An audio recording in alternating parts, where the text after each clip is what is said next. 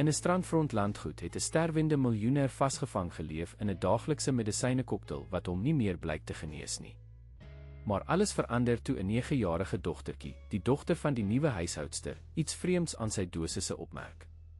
Met die onskuld van iemand wat die onsigbare sien, kom sy nader en sê, hou op om jou medisyne te drink, jy sal beter word. Die sin met suiwerheid gespreek, wek 'n waarheid op wat sy lewe kan red, en die ryk wat hy gebou het, kan vernietig. Die Kastanjehuis landgoed het imposant bo die kranse van Hermanus uitgetoring. Met sy wit mure en wye vensters het die eiendom die Atlantiese Oseaan soos 'n stil wagpos dopgehou, stories bewaak wat die wind nie kon wegwaai nie. Die uitgestrekte tuine vol sorgvuldig gekose tropiese plante het die gebou omraam soos 'n groen mantel wat amper die sand van die privaat strand geraak het. Dit was in daardie paradys dat Augustus Meyer op 72-jarige ouderdom, gevangene van sy eie liggaam was. Die sakeman wat eendag een van die grootste farmaseutiese laboratoriums in Suid-Afrika beheer het, kon nou nie eers uit die bed opstaan nie. Die konstante bewing in sy hande het hom verhinder om 'n glas water sonder hulp vas te hou, en die bleekheid van sy vel het gekontrasteer met die goue toon van die Kaapse sonlig wat deur sy kamervensters ingestroom het. Meneer Augustus, dit is tyd vir u oggendmedisyne, het Patricia, die hoofverpleegster, aangekondig terwyl sy die kamer met 'n silwer skinkbord binnegekom het. Daarop was 15 pille van verskillende groottes en kleure in klein kompartemente georganiseer. 'n Glas mineraalwater, lemoensap en 'n vloeibare vitamien het die farmaseutiese arsenaal voltooi wat Augustus veronderstel was om aan die lewe te hou. Dankie Patricia, het hy met 'n swak stem geantwoord. Hoe is die see vandag? Dit is kalm, meneer. Blou soos u oë eens was. Patricia het die kussing verstel en Augustus gehelp om regop te sit. De renier het gebel. Hy het gesê hy sal laat vanmiddag kom met die resultate van die nuwe toetse. Augustus het net geknik terwyl hy pil vir pil gesluk het, elkeen verteenwoordigend van 'n belofte van verbetering wat nooit gematerialiseer het nie. Hy het geweet dat daardie mediese besoek soos al die ander sou wees, meer medisyne, meer dierbehandelings, meer leeuhoop. 6 maande lank, sedert die diagnose van die seldsame degeneratiewe siekte, het sy lewe neergekom op 'n eindelose siklus van medisyne, toetse en agteruitgang. Buite die hoofslaapkamer het Carolina, die nuwe huishoudster wat aangestel is om die landgoed te bestuur, die skoonmaakspan gelei. Op 35-jarige ouderdom, met 'n songebruinde vel en swart hare wat altyd in 'n praktiese bolla vasgemaak was, het Carolina die vasberadenheid in haar oë gehad van iemand wat genoeg van die lewe geken het om nie deur die weelde van daardie plek geïntimideer te word nie. Marcia, wees asseblief versigtig met daardie vaas. Dit is Chinese porselein, het sy opdrag gegee en die werknemer dopgehou wat die voorwerpe in die hoofsitkamer afgevee het. En Paulus, die vensters moet vlekkeloos wees. Meneer Augustus hou daarvan om die see sonder vlekke op die glas te sien. Carolina is aangestel na aanbevelings van haar werk in ander luukse huise in Kaapstad. Wat niemand verwag het nie, is dat sy vergesel sou word deur haar 9-jarige dogter, Mariana, 'n meisie met nuuskierige oë en 'n maklike glimlag wat, weens lewensomstandighede, niemand gehad het om by te bly gedurende haar ma se werksure nie. "Ma, kan ek buite gaan om die tuin te sien?" het Mariana gevra, stilweg langs Carolina verskyn. "Ja, maar moenie aan enigiets raak nie en bly waar ek jou van die venster af kan sien," het Carolina geantwoord terwyl sy die kleurvolle tiara in haar dogter se krulhare verstel het. "En moenie geraas maak nie. Die eienaar van die huis is siek en moet rus." Mariana het ernstig geknik en met ligte tree die tuin ingegaan. Terwyl haar ma die werk binne die landgoed toesig gehou het die meisie 'n nuwe wêreld daar buite ontdek. Haar oë, 'n diep bruin wat amper met swart verwar kon word, het die rye ornamentele plante met 'n belangstelling wat verder gegaan het as blote kinderlike nuuskierigheid deursoek. Op die 3de dag in die landgoed het Mariana reeds elke hoekie van die tuin geken. Sy het geweet waar die blou skoenlappers in die oggend geland het en waar die kolibries hul neste gebou het. Belangriker nog, sy het in die dekoratiewe plante baie van die krye herken wat haar ouma Zuleika, gebruik het om tee en salwe te maak in die klein huisie waar hulle voorheen gewoon het, in die Karoo. Dit is lavendel. En daardie is suurlemoenbalsem. En kyk net, peperment, het sy vir haarself gemompel terwyl sy tussen die perfek belyende beddings geloop het. Wat Mariana nog nie geweet het nie, was dat haar stappe deur die tuin dopgehou is. Van die kamer op die tweede verdieping het Augustus ure lank by die venster uitgekyk en die klein figuurtjie dopgehou wat gelyk het of sy tussen die plante dans met 'n vryheid wat hy beny het. Soms was die beeld van die meisie die enigste ding wat 'n ligte glimlag op sy droë lippe gebring het. Daardie oggend, nadat hy sy medikasie geneem het, het Augustus besonder sleg gevoel. Gewelddadige naarheid het hom aangeval, gevolg deur duiseligheid en 'n irriterende geruis in sy ore. Patricia het Renier dringend gebel en binne minder as 'n uur het Augustus se persoonlike dokter, 'n middeljarige man met 'n goue raambril en 'n opvallende Rolex om sy pols, by die landgoed aangekom. Hierdie simptome word verwag, Augustus, het die dokter na 'n vinnige ondersoek gesê. Dit is die natuurlike vordering van die siekte. Ons sal die dosering van hierdie 2 medisyne aanpas en hierdie een byvoeg om die naarheid te beheer. Augustus het sy oë toegemaak, te moeg om te argumenteer. Nog 'n medisyne het beteken nog R500 per week, meer neeweffekte, meer afhanklikheid. Maar wat kon hy doen? Hy het Renier vir 15 jaar vertrou. Dit was hy wat vir sy vrou Elise gesorg het, totdat sy 3 jaar tevore weens aggressiewe kanker oorlede is. Papa, hoor jy, het 'n vrouestem van die deur afgevra. Juliana, Augustus se oudste dogter, het die kamer binnegekom met die ingestudeerde elegansie van iemand wat weet sy word dopgehou, selfs al is daar geen gehoor nie. Op 45-jarige ouderdom, met onberispelik gekleurde blonde hare en ontwerpersklere, was sy die teenoorgestelde van haar pa, vol vitaliteit, maar leeg van substansie. Hallo dogter, het Augustus met moeite geantwoord. De Renier, dis goed dat u reeds hier is. Ek het gehoor papa het nog 'n krisis gehad, het sy gesê sonder om werklik na haar pa te kyk. Robert is bekommerd. Ons moet weet hoe die behandeling vorder. Robert, Augustus se oudste seun en huidige president van Meyer Pharmaceutica, het selde by die landgoed verskyn. Sedert hy 6 maande gelede beheer oor die maatskappy oorgeneem het, toe sy pa se siekte vererger het, was sy besoeke beperk tot kort verskynings om dokumente te bespreek wat Augustus se beweerde handtekening nodig gehad het. Ons doen ons bes, Juliana, het die dokter geantwoord terwyl hy sy stetoskoop in sy leersak geberg het. Maar dit is 'n komplekse toestand.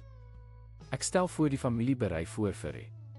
Om vir hom nog lank te sorg, het Juliana vinnig voltooi. Ons weet dit, dokter. Geld is nie 'n probleem nie. Ons wil die beste moontlike behandeling hê. Augustus het die uitruil van blikke tussen sy dogter en die dokter dopgehou. Daar was iets daar, 'n stil kommunikasie wat hy nie kon ontsyfer nie. Of dalk was dit net nog 'n effek van die medikasie, wat hom gereeld paranoïes en verward gelaat het.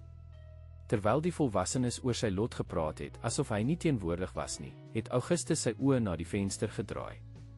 Daaronder die klein Marianna het nou onder die skaduwee van 'n amandelboom gesit en ywerig in 'n kleurvolle noteboek geskryf. Van tyd tot tyd het sy na die venster van Augustus se kamer gekyk, asof sy geweet het sy word dopgehou. Wie is daardie meisie, het Augustus gevra en die gesprek onderbreek. Juliana het haar pa se blik gevolg en 'n uitdrukking van ontevredenheid gemaak. Dis die dogter van die nuwe huishoudster. Eerlik gesê, ek weet nie hoekom Marcia 'n bediende met 'n kind aangestel het nie. Dit was nie die ooreenkoms nie. Marcia het goed gedoen, het Augustus geantwoord en sy dogter verras. Die meisie bring lewe na hierdie plek. Dis goed om iemand te sien wat die tuin geniet wat jou ma so lief gehad het. Juliana het diskreet haar oë gerol. Wel, papa, ek moet gaan. Ek het 'n middagete met die beleggers van die oord. Robert het gesê hy sal oor die naweek hier wees. Nadat Juliana en die dokter vertrek het, het Augustus weer alleen met sy gedagtes en die stilte van die landgoed agtergebly. Patricia het teruggekom om hom te help om gemakliker te gaan lê. Patricia, het hy met 'n swak stem geroep.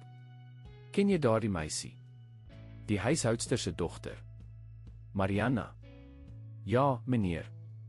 Dis 'n slim meisie. Sy bring die hele dag deur om die eiendom te verken of in daardie noteboekie te skryf. Carolina sê sy was nog altyd so oplettend.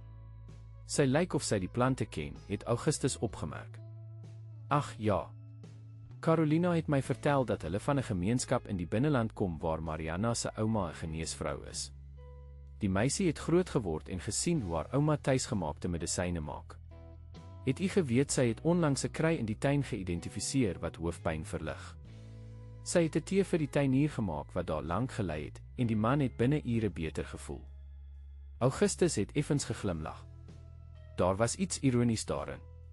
Hy, wat 'n farmaseutiese ryk gebou het gebaseer op wetenskap en gevorderde tegnologie, was gefassineer deur 'n kind wat voorvaderlike kennis oor medisinale plante gedra het.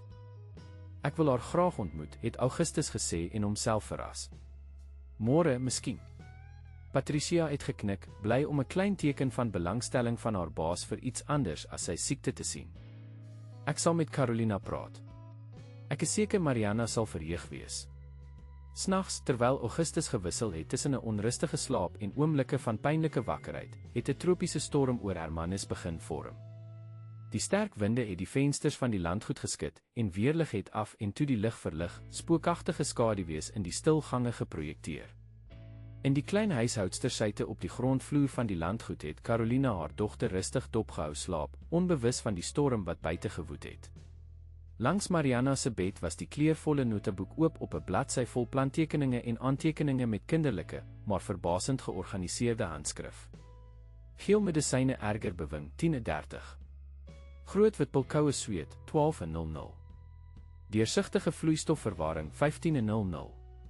Toe hy geslaap het sonder om die nagmedisyne te neem, beter wakker geword. Carolina het gesig en die notaboek toegemaak.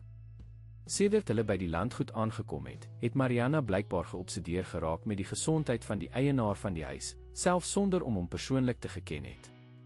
Dit was asof die meisie 'n onverklaarbare verbintenis met Augustus meer ontwikkel het. Dis net soos ouma Zuleika gesê het Mariana eendag tydens aandete gemompel. Soms word die medisyne gif, wanneer die liggaam dit nie meer wil hê nie. Carolina het gevrees dat hierdie fiksasie van haar dogter probleme kon veroorsaak. Hulle was immers net 3 weke daar en die werk by die Kastanjehuis landgoed het 'n unieke geleentheid vir finansiële stabiliteit verteenwoordig na jare se stryd. Sy kon dit nie bekostig om hierdie posisie te verloor weens Mariana se onkonvensionele idees nie. Môre praat ons daaroor, het Carolina besluit en die slapende dogter se voorkop gesoen. Ek moet grense stel. Wat Carolina nie geweet het nie, was dat die storm wat die streek daardie nag getuister het, die katalisator sou wees vir 'n veel groter transformasie as wat enigiemand kon voorspel. Die paaie wat die landgoed met die sentrum van Hermanus verbind het, sou deur grondverskywings geblokkeer word, wat die aankoms van die mediese span sou verhinder. En dit sou in hierdie scenario van gedwonge isolasie wees dat Mariana en Augustus uiteindelik sou ontmoet, wat die begin sou wees van 'n onwaarskynlike vriendskap wat nie net moderne wetenskap sou uitdaag nie, maar ook die sorgvuldig gevestigde magstrukture rondom die sakeman. Die reën het die hele nag ongenadiglik geval, asof die hemel vasbeslote was om al die sekerhede van die Kastanjehuis landgoed weg te was, en die grond voor te berei vir die sade van verandering wat Mariana onbewustelik reeds in die tuine en in die hart van Augustus Meyer geplant het. Die oggend na die storm het die impak van die natuur se woede onthul. Omgevalle bome het die hoofpad verspir en grondverskywings het die Kastanjehuis landgoed van die res van Hermanus afgesny. Die tuin, voorheen vlekkeloos, was besaai met gebreekte takke en blomme wat hul blare verloor het en 'n kleurvolle tapuit op die deurnatte gras gevorm het. Carolina het skielik wakker geword van die aanhoudende lui van haar selfoon. Dit was Patricia, die verpleegster, met 'n gespanne en bekommerde stem. Carolina, ons het u nou in die hoofslaapkamer nodig. Meneer Augustus is baie onrustig. Die mediese span kan nie aankom nie weens die padblokkades, en hy is sonder sy oggendmedisyne. Ek kom, het Carolina geantwoord, vinnig aangetrek terwyl sy na Mariana gekyk het, wat nog geslaap het. Sy het besluit om haar dogter nie wakker te maak nie. Ek is binne 2 minute daar. In die hoofslaapkamer het sy 'n toneel van beheerde wanhoop gevind. Augustus het op die bed gesit, bleker as normaal, met druppels koue sweet wat oor sy gerimpelde gesig geloop het. Hy het meer as gewoonlik gebewe en sy oë het 'n paniek weerspieël wat gekontrasteer het met die oënskynlike kalmte van sy stem. Ons moet iemand na die dorp stuur, het hy vir Patricia gesê. Ek kan nie sonder die medisyne wees nie. Die renier het dit duidelik gemaak dat die onderbreking my toestand drasties kan vererger. Meneer Augustus, het Carolina ingegryp en respekvol nader gekom. Die paai is geblokkeer. Paulus, die tuinier, het reeds met die jeep probeer uitgaan, maar het net nou teruggekom. Hy het gesê daar is oral bome omgeval en die burgerlike beskerming beveel mense aan om tuis te bly. Augustus het sy oë toegemaak en probeer om sy angs te beheer. Hoe lank totdat die paaie oop is? Minstens 24 uur, volgens die radio, het Patricia geantwoord en Augustus se bloeddruk met duidelike kommer nagegaan. Maar ons probeer kontak maak met die helikopter van die privaat hospitaal. Miskien kan hulle u medisyne stuur sodra die weer verbeter. Die kamerdeur het weer oopgegaan en Mariana het stilweg ingekom, haar kleurvolle notaboek teen haar bors vasgehou. Carolina het haar mond oopgemaak om haar dogter te berispe, maar iets in die meisie se houding het haar gestop. Mariana was nie daar uit kinderlike nuuskierigheid nie, daar was 'n vasberadenheid in haar oë wat Carolina goed geken het. Jy moet Mariana wees, het Augustus gesê en almal verras met die herkenning. Die meisie van die tuin. Mariana het geknik en sonder vrees of aarseling nader aan die bed gekom. Sy het Augustus direk in die oë gekyk vir 'n paar sekondes voordat sy, met 'n indrukwekkende oortuiging vir iemand so jonk, gesê het: "Hou op om jou medisyne te drink, jy sal beter word." Die stilte wat gevolg het, is gebreek deur 'n senuweeagtige laggie van Patricia, terwyl Carolina haastig haar dogter aan die arm gegryp het. "Mariana, dis nie hoe jy met meneer Augustus praat nie. Vra dadelik om verskoning." Maar Augustus het sy beweerige hand opgesteek en kalmte gevra. Daar was iets in die fermheid van daardie kinderlike woorde wat hom geïntrigeer het. Dit was nie net die onskuld van die bewering nie, maar die sekerheid waarmee dit uitgespreek is. "Hoekom sê jy dit, kleintjie?" het hy gevra en Patricia se bekommerde blik geïgnoreer. Mariana het haar notaboek oopgemaak en nader gekom en bladsye vol aantekeninge gewys. Dit was nie die wanorde krabbels wat 'n 9-jarige sou verwag nie, maar metodologies georganiseerde waarnemings, met tye, simbole en selfs klein tekeninge wat verskillende fisiese toestande verteenwoordig het. "U word erger nadat u die medisyne geneem het sy verduidelik en na haar aantekeninge gewys. "Hier, kyk. Ek het 'n horlosie geteken vir elke uur wat die verpleegster met die skinkbord inkom. Daarna het ek gemerk hoe u voel. Die bewings word altyd 3:30 na die geel medisyne erger. En u kan net behoorlik slaap as u die aandmedisyne misloop." Carolina was doodskaam. "Meneer Augustus, ek is jammer. Ek het nie geweet Mariana was." "Dophou," het Augustus voltooi en met toenemende belangstelling deur die notaboek geblaai. Sy het dopgehou, Carolina. Iets wat, blykbaar, niemand anders die moeite gedoen het om behoorlik te doen nie. Patricia het nader gekom, sigbaar ongemaklik. "Meneer, met alle respek, dit is net aantekeninge van 'n kind. De Renier is een van die mees gerespekteerde dokters in die land met 3 spesialisasies en 'n roulette van R100,000 om sy pols," het Augustus met 'n bitter glimlag voltooi. "Ek verwerp nie die wetenskap nie, Patricia. Ek stel net belang in 'n ander perspektief." Hy het na Mariana gedraai. "Hoe weet jy geleer om so waar te neem, kleintjie?" Mariana het geglimlag en die afwesigheid van 'n melktand onthul. "My ouma Zuleika. Sy sê altyd dat 'n mens eers moet sien voordat jy kan genees." "Regtig sien. Die plante praat, maar net vir diegene wat kan luister." "En kan jy hulle hoor?" Die meisie het ernstig geknik. "Almal van hulle? Die van die tuin is hartseer omdat niemand met hulle praat nie. Maar hulle is daar, wag om te help." Carolina het die interaksie met 'n beklemmende hart dopgehou. Sy het so hard geveg om Mariana weg te hou van daardie wêreld van ou oortuigings wat haar ma, ouma Zuleika, verteenwoordig het. Sy wou 'n moderne lewe vir haar dogter hê, met wetenskap en geleenthede wat sy nooit gehad het nie. En nou, ironies genoeg, was dit juist daardie voorvaderlike kennis wat Mariana in die kolle geplaas het van die magtigste persoon wat hulle ooit geken het. "Meneer," het Carolina versigtig ingegryp, "my ma is 'n geneesvrou in Msgregor, in die Wes-Kaapse platteland." Mariana het groot geword en gesien hoe sy natuurlike medisyne voorberei. "Maar dit is net tradisies." "Tradisies wat eeue lank oorleef het," Carolina het Augustus pynsend geantwoord. "Lank voor die farmaseutiese maatskappye, die patente en die konglomerate wat mense soos ek gehelp het om te bou. Nuwe golfbewing het Augustus oorval, intenser as die voriges." Patricia het gehardloop om hom te help en sy lewenstekens met toenemende kommer nagegaan. "U bloeddruk styg, meneer. Ons benodig ten minste die medisyne vir hoë bloeddruk en vir neurologiese beheer." Of miskien, het Augustus met moeite gesê, benodig ons 'n eksperiment. Augustus se volgende woorde het Patricia geskok en Carolina angstig gemaak. "Ek sal probeer. 24 uur sonder medikasie. Julle monitor my lewenstekens voortdurend. As daar enige werklike risiko is, hervat ons die behandeling so gou as moontlik. Meneer Augustus, dit is waansin, het Patricia geprotesteer. Die renier sal heeltemal daarteen wees. Ek kan dit nie toelaat nie.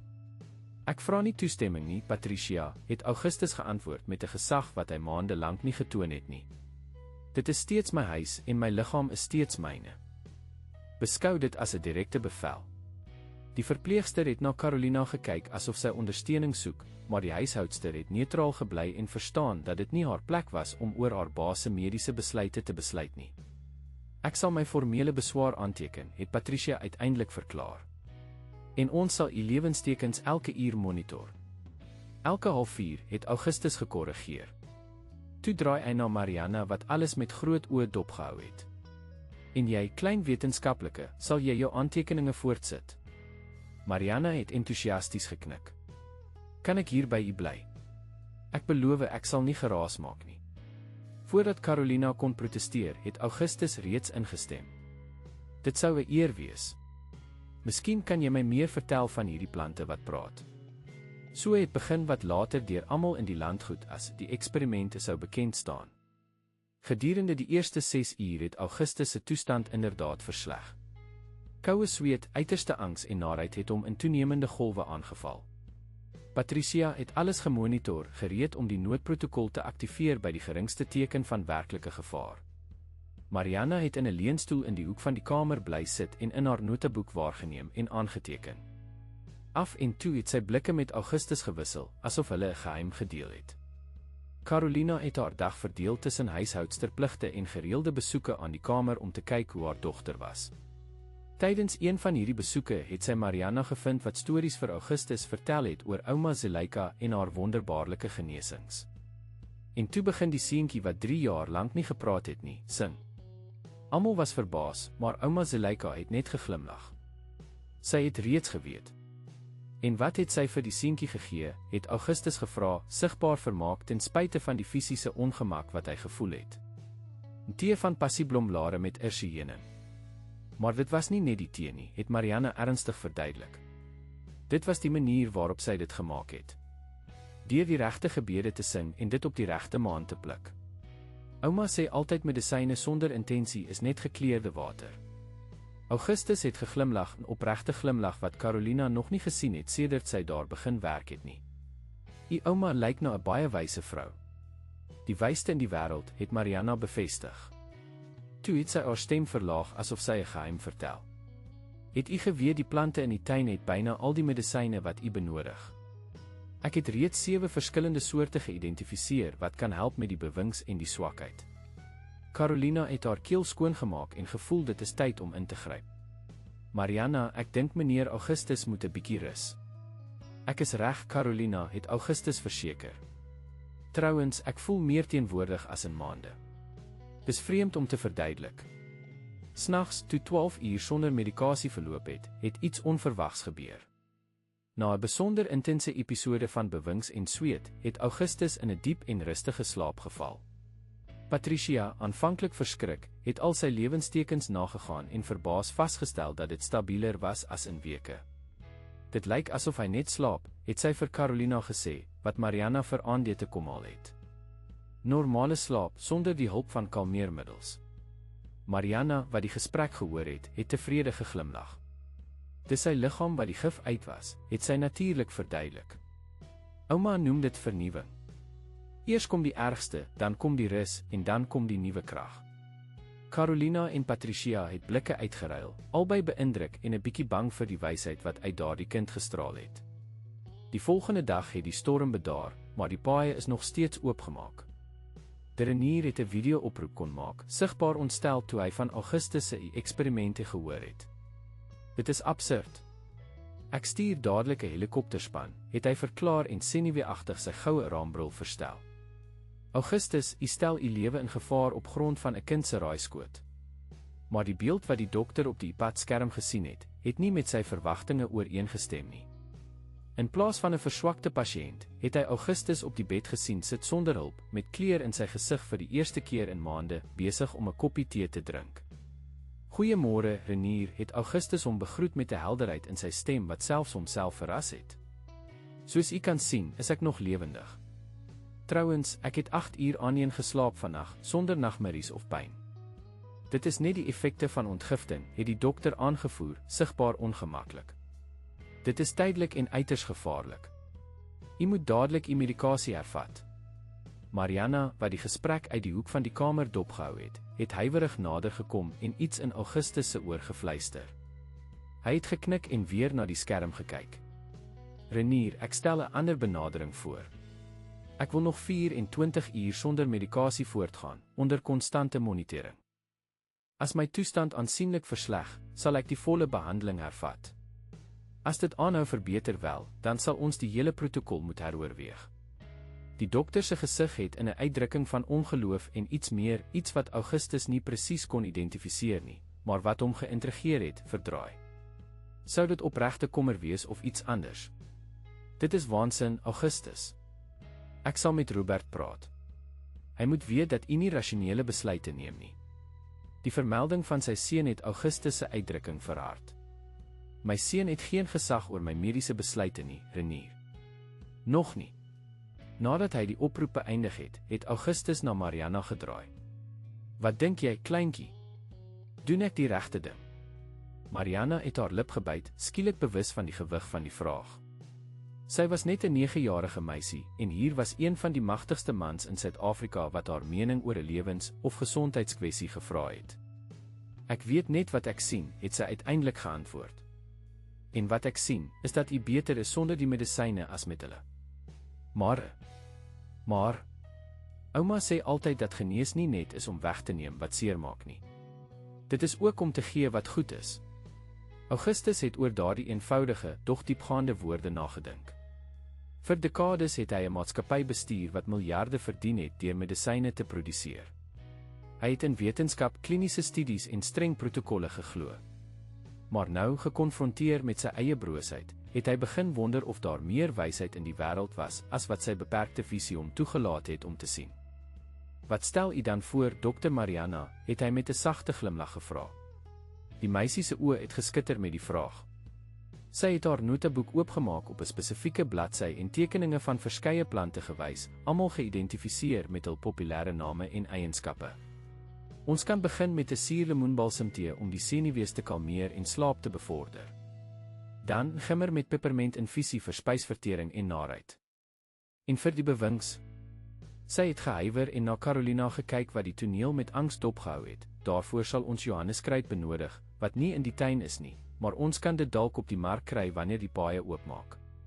Carolina het nie geweet of sy trots of vrees vir haar dogter se kennis moes voel nie. Sy het so hard geveg om haar weg te hou van ouma Zuleika se superstitieus, en nou het sy Mariana daardie nalatenskap sien omhels met 'n vertroue wat sy self nooit gehad het nie. Meneer Augustus, het Carolina versigtig ingegryp, miskien sou dit verstandig wees om 'n dokter te raadpleeg voordat u nog 'n dokter raadpleeg, bedoel u, het Augustus gekorrigeer. Want Renier stel duidelik nie daarin belang om alternatiewe te ondersoek nie. Op daardie oomblik het Augustus se foon gelei. Dit was Robert, sy seun, wie se foto op die slimfoon se skerm verskyn het. Augustus het vir 'n paar sekondes na die toestel gekyk en besluit of hy sou antwoord of nie. Uiteindelik, met 'n sug, het hy die oproep aanvaar. Pa, watter waansin hoor ek, het Robert se onrustige stem deur die kamer weerklink. De Renier het my net nou gebel en gesê u weier medikasie op grond van 'n kind se raad. Het u heeltemal mal geword? Augustus het kalm gebly en homself verras. Hallo, Robert. Ek is ook goed, dankie dat jy vra. Dis nie tyd vir sarkasme nie, pa. Ons praat van u gesondheid. Van u lewe. Presies, seun. My lewe. En vir die eerste keer in maande voel ek werklik weer lewendig. Die stilte aan die ander kant van die lyn is gevolg deur 'n verandering in Robert se toon, nou meer berekend, kouer. Pa, ek sal reguit wees. As u voortgaan met hierdie waansin, sal ek geregtelik u tussentydse interdik aanvra. Ek het 3 dokters gereed om te getuig dat u nie in 'n geestestoestand is om besluite te neem nie. Die bedreiging het in die lug gehang soos 'n giftige wolk. Augustus het na Mariana gekyk, wat in die leunstoel ineengekrimp het, duidelik bang vir die rigting van die gesprek.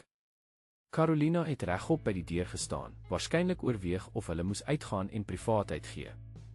Robert het Augustus uiteindelik gesê, met 'n fermheid wat hy lankal nie getoon het nie, doen dit en ek sal sorg dat jy nooit weer voet in Meyer Pharmaceutica sal sit nie.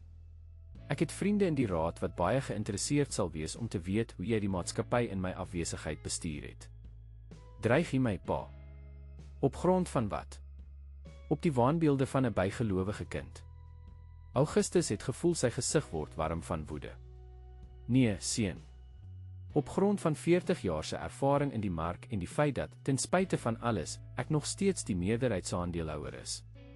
Nou, as jy my verskoon, moet ek rus? Die afgelope 24 uur was nogal verhelderend. Nadat hy die foon neergesit het, het Augustus 'n oomblik sy oë toegemaak en probeer om sy asemhaling te beheer. Toe hy dit weer oopmaak, het hy Mariana om nuuskierig dopgehou. "Die seun glo my nie," het sy met 'n ontstellende openhartigheid gevra. "My seun glo niks wat hy nie kan beheer nie, Mariana," het Augustus met 'n hartseer glimlag geantwoord. "Ongelukkig is dit 'n les wat ek baie lank geneem het om te leer." Daardie middag, terwyl die reddingsspanne uiteindelik die hoofpaaie begin oopmaak het Mariana Augustus op 'n vertele reis deur die tuin geneem, met behulp van foto's wat sy met haar ma se geleende selfoon geneem het. Vir elke plant het sy 'n storie of 'n medisinale eienskap gehad om te deel. Hierdie een, kyk net, is roosmaryn. Ouma sê dit versterk die geheue en verdryf hartseer. En hierdie ander, laventel, help om te slaap en kalmeer 'n onrustige hart. En weet jy van hierdie klein geel blommetjie? Dit lyk eenvoudig, maar dit is superkragtig teen inflammasie.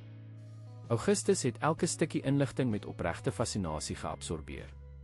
Agter daardie spraaksame kind het hy generasies se kennis gesien wat mondelings oorgedra is, deur die eeue getoets en verfyn. Dit was 'n vorm van wetenskap anders as die wat hy geken het, minder sistematies, miskien, maar nie minder geldig nie. "Mariana," het hy gevra terwyl hulle saam die sonsondergang deur die venster dopgehou het, "hoekom het jy vir my omgegee? Hoekom het jy alles oor my gesondheid dopgehou en aangeteken?" Die meisie het 'n oomblik gedink, haar bene geswaai wat nie die grond kon raak terwyl sy in die leunstoel gesit het nie. "Omdat u my aan die voeltjie herinner het wat ek eendag gevind het sy uiteindelik geantwoord. Sy vlerk was gebreek en almal het gesê sy sou sterf, dat dit beter was om nie eers te probeer help nie. Maar ouma Zuleika het gesê alles wat leef, wil aanhou leef, dit het net die regte kans nodig." "En wat het met die voeltjie gebeur?" het Augustus gevra en die antwoord reeds geraai. "Hy het gevlieg," het Mariana met 'n stralende glimlag gesê. "Nie dieselfde dag nie, ook nie dieselfde week nie. Maar eendag, toe hy gereed was, het hy sy vlerke oopgemaak en weggevlieg." Die meisie se eenvoudige woorde het Augustus diep geraak. Hoeveel kanse op ware genesing is die wêreld ontken omdat mense soos hy winsboommoontlikhede geprioritiseer het? Hoeveel 'n voeltjie se kon gevlieg het as die stelsel wat hy gehelp het om te bou nie so gefokus was op die handhawing van almal afhanklik van medisinale hokke nie? Toe die nag aanbreek en 36 uur sonder medikasie voltooi het Augustus Meyer 'n besluit geneem wat nie net sy lewe sou verander nie, maar moontlik die toekoms van die hele Suid-Afrikaanse farmaseutiese industrie. En alles het begin met 7 eenvoudige woorde van 'n 9-jarige meisie: "Hou op om jou medisyne te drink, jy sal beter word." Die Meyer Pharmaceutica helikopter het op die aangewese area in die landgoed se tuine geland en 'n warrelwind van blare en blomblare opgewek wat soos kleurvolle konfetti in die lug gedans het. Robert Meyer het met ferm tree uit die vliegtuig geklim, gevolg deur 'n renier en 'n middeljarige vrou in 'n onberispelike pak, wat 'n aktetas vol dokumente gedra het. "Is dit 'n kind?" het Robert gevra toe hy Mariana by die venster van die tweede verdieping sien kyk. "Wat doen 'n kind in my pa se kamer?" De renier het sy bril verstel, sigbaar ongemaklik. "Dit is die dogter van die nuwe huishoudster. Sover ek verstaan, was sy die een wat u pa beïnvloed het om die behandeling te onderbreek." "Uitstekend," het Robert sarkasties gemompel. "My pa is onder die invloed van 'n kind van die platteland. Dit versterk net ons posisie, Monica." Die vrou in die pak, wat blyk die korporatiewe prokureur van Meyer Pharmaceutica te wees, het diskreet geknik. "Ek het alles gedokumenteer. Ons het genoeg grondslag vir die aansoek om 'n tussentydse interdik terwyl ons sy geestestoestand evalueer." Op die tweede verdieping het Carolina haastig die kamer van Augustus binnegekom. "Meneer, u seun het met 'n renier en 'n vrou wat ek nie ken nie, aangekom." Dit moet de Monica van Wyk wees, ons korporatiewe prokureur, het Augustus geantwoord, wat in 'n leunstoel naby die venster gesit het en die beweging buite dopgehou het. Hulle kom my onbevoeg verklaar, Carolina. Daar was 'n kalmte in sy stem wat gekontrasteer het met die erns van die situasie. Na 48 uur sonder medikasie het die bewing aansienlik afgeneem, en die geestelike helderheid wat hy getoon het almal in die land goed verras. Meneer, miskien is dit beter dat Mariana en ek ons terugtrek, het Carolina voorgestel en 'n bekommerde blik na haar dogter gestuur wat nog met haar notaboek besig was. Glad nie, het Augustus ferm geantwoord. Julle twee is my getuies. Daar benewens. Hy het gehuiwer en met liefde na Mariana gekyk, het ek my klein dokter naby nodig. Mariana het trots geglimlag, terwyl Carolina haar lip gebyt het, angstig. Die werk by die Kastanjehuis landgoed het veel meer as 'n goeie salaris verteenwoordig. Dit was die geleentheid om 'n beter toekoms vir haar dogter te bied, insluitend die privaat skool in Hermanus waarvan sy so gedroom het. Nou het sy haarself in die middel van 'n familiegeskil bevind wat dit alles kon kos. Die kamerdeur het oopgegaan sonder dat iemand geklop het. Robert het soos 'n orkaan ingestorm, gevolg deur die Renier en die prokureur. Lang en skraal soos sy pa, maar met harder trekke, het Robert meer 'n koue ambisie in sy oë gehad wat gekontrasteer het met die wysheidsglans wat in Augustus se oë begin herleef het. Pa, het hy sonder seremonie begin, dit is 'n intervensie.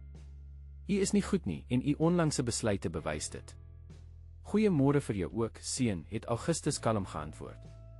Ek sien jy het versterkings gebring. Robert het die opmerking geïgnoreer en hom na Patricia gedraai wat net nou die kamer binnegekom het om Augustus se lewenstekens na te gaan. Verpleegster, ek wil 'n volledige verslag van die afgelope 48 uur hê. Veranderinge in lewenstekens, wisselvallige gedrag, alles. Patricia het gehuiwer en van Robert na Augustus gekyk. Meneer Robert, met alle respek, my pasiënt is u pa. Enige mediese inligting kan slegs met sy uitdruklike toestemming gedeel word. Ek is sy regsverteenwoordiger, het Robert uitgebars. Nog nie, seun, het Augustus ingegryp en kalm gebly. Sover ek weet, het ek nog volle burgerlike bevoegdheid. Is dit nie so nie, Monica?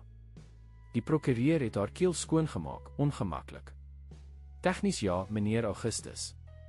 Maar ons is juis hier omdat daar kommer is oor u vermoë om toereikende mediese besluite te neem. Gebaseer op wat presies, het Augustus gevra. Op die feit dat ek beter voel as in maande. Of op die feit dat ek 'n behandeling bevraagteken wat my op die rand van volledige ongeskiktheid gelaat het. Die Renier het 'n tree vorentoe gegee en sy rol as mediese owerheid aangeneem. Augustus, u ly aan 'n ernstige neurodegeneratiewe toestand. Enige tydelike verbetering wat u nou voel, is slegs 'n terugslag-effek van die abrupte onderbreking van die medikasie. Dit is gevaarlik en onvolhoubaar. Interessante teorie, Renier, het Augustus geantwoord. Maar sê vir my een ding, hoekom het ek, na 6 maande onder u sorg, net progressief versleg? Hoekom het geen een van die 15 medisyne wat u voorgeskryf het, selfs 'n fraksie van die verbetering gelewer wat ek in die afgelope 48 uur gevoel het nie? Die dokter het senuweeagtig sy bril verstel. Dit is komplekse toestande, Augustus. Die behandeling is om die vordering te beheer, nie noodwendig om reeds gevestigde simptome om te keer nie. Mariana, wat alles stilweg uit haar hoek dopgehou het haar hand opgesteek asof sy op skool was. Die gebaar, so kinderlik en terselfdertyd so selfversekerd, het almal verras en 'n kort oomblik van stilte geskep. Ja, Mariana, het Augustus gesê en 'n glimlag onderdruk. Kan ek iets wys, het sy gevra en reeds opgestaan en na die tafeltjie geloop waar daar verskeie glase water en medisynebottels was. Robert het sy oë gerol. Dit is belaglik. Ons het nie tyd vir kinderspelletjies nie. Inteendeel, Robert, het Augustus teëgepraat. Ons het al die tyd in die wêreld om te leer.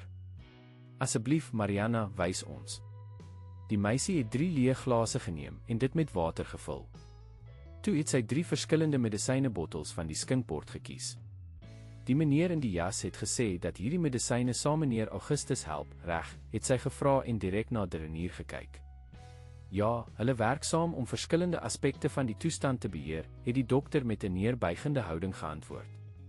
Mariana het geknik en toe 'n pil in elke glas opgelos.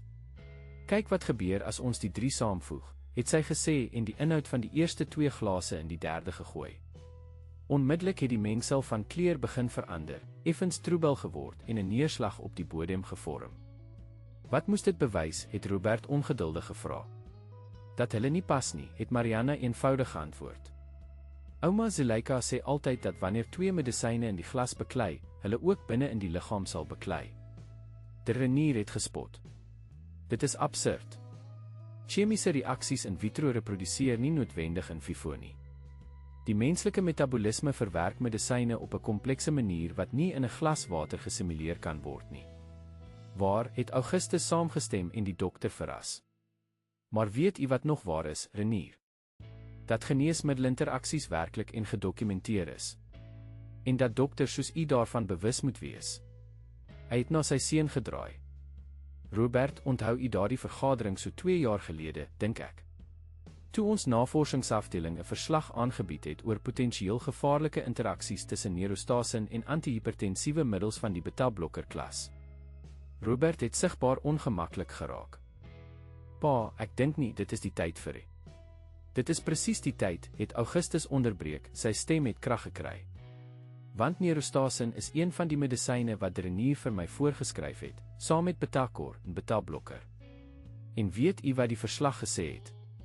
Dat hierdie spesifieke kombinasie simptome kan veroorsaak soos uitgesproke bewings, uiterste moegheid en geestelike verwarring. Presies wat ek die afgelope maande ervaar het. Die onthulling het soos 'n bom in die kamer geval. De Renier het bleek geword, terwyl die prokureur met 'n verskrikte uitdrukking na Robert gekyk het. Dit is 'n oordrywing, het die dokter gestamel. Die studies is nie afdoende nie, en die studies is onsin, Renier, het Augustus hom onderbreek. Van Meyer Pharmaceutica.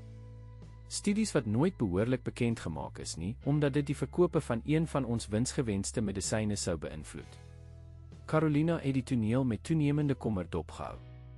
Wat as 'n eenvoudige waarneming van haar dogter begin het verander in 'n potensiële skandaal wat een van die grootste farmaseutiese maatskappye in die land betrek het.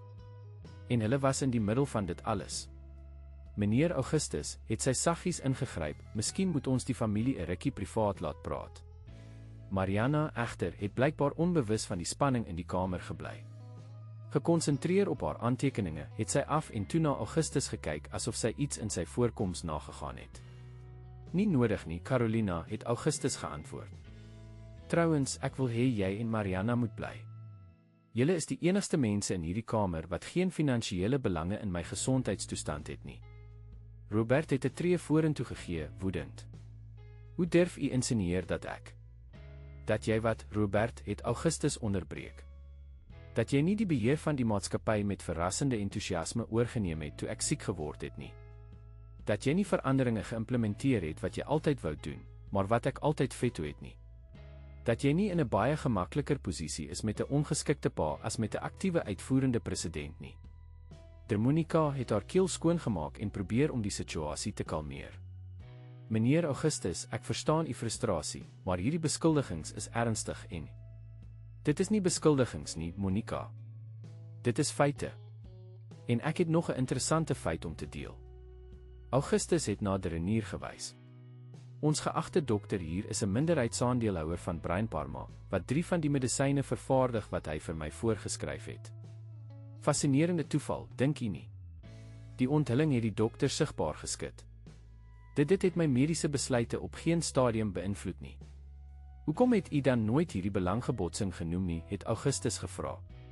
Hoekom het u nooit die moontlike interaksies tussen die medisyne met my bespreek nie, veral in ag genome dat ons interne studies daaroor het? Robert, wat besef het dat die situasie buite sy beheer raak, het 'n nuwe benadering probeer. Pa, ons is almal moeg en gestres.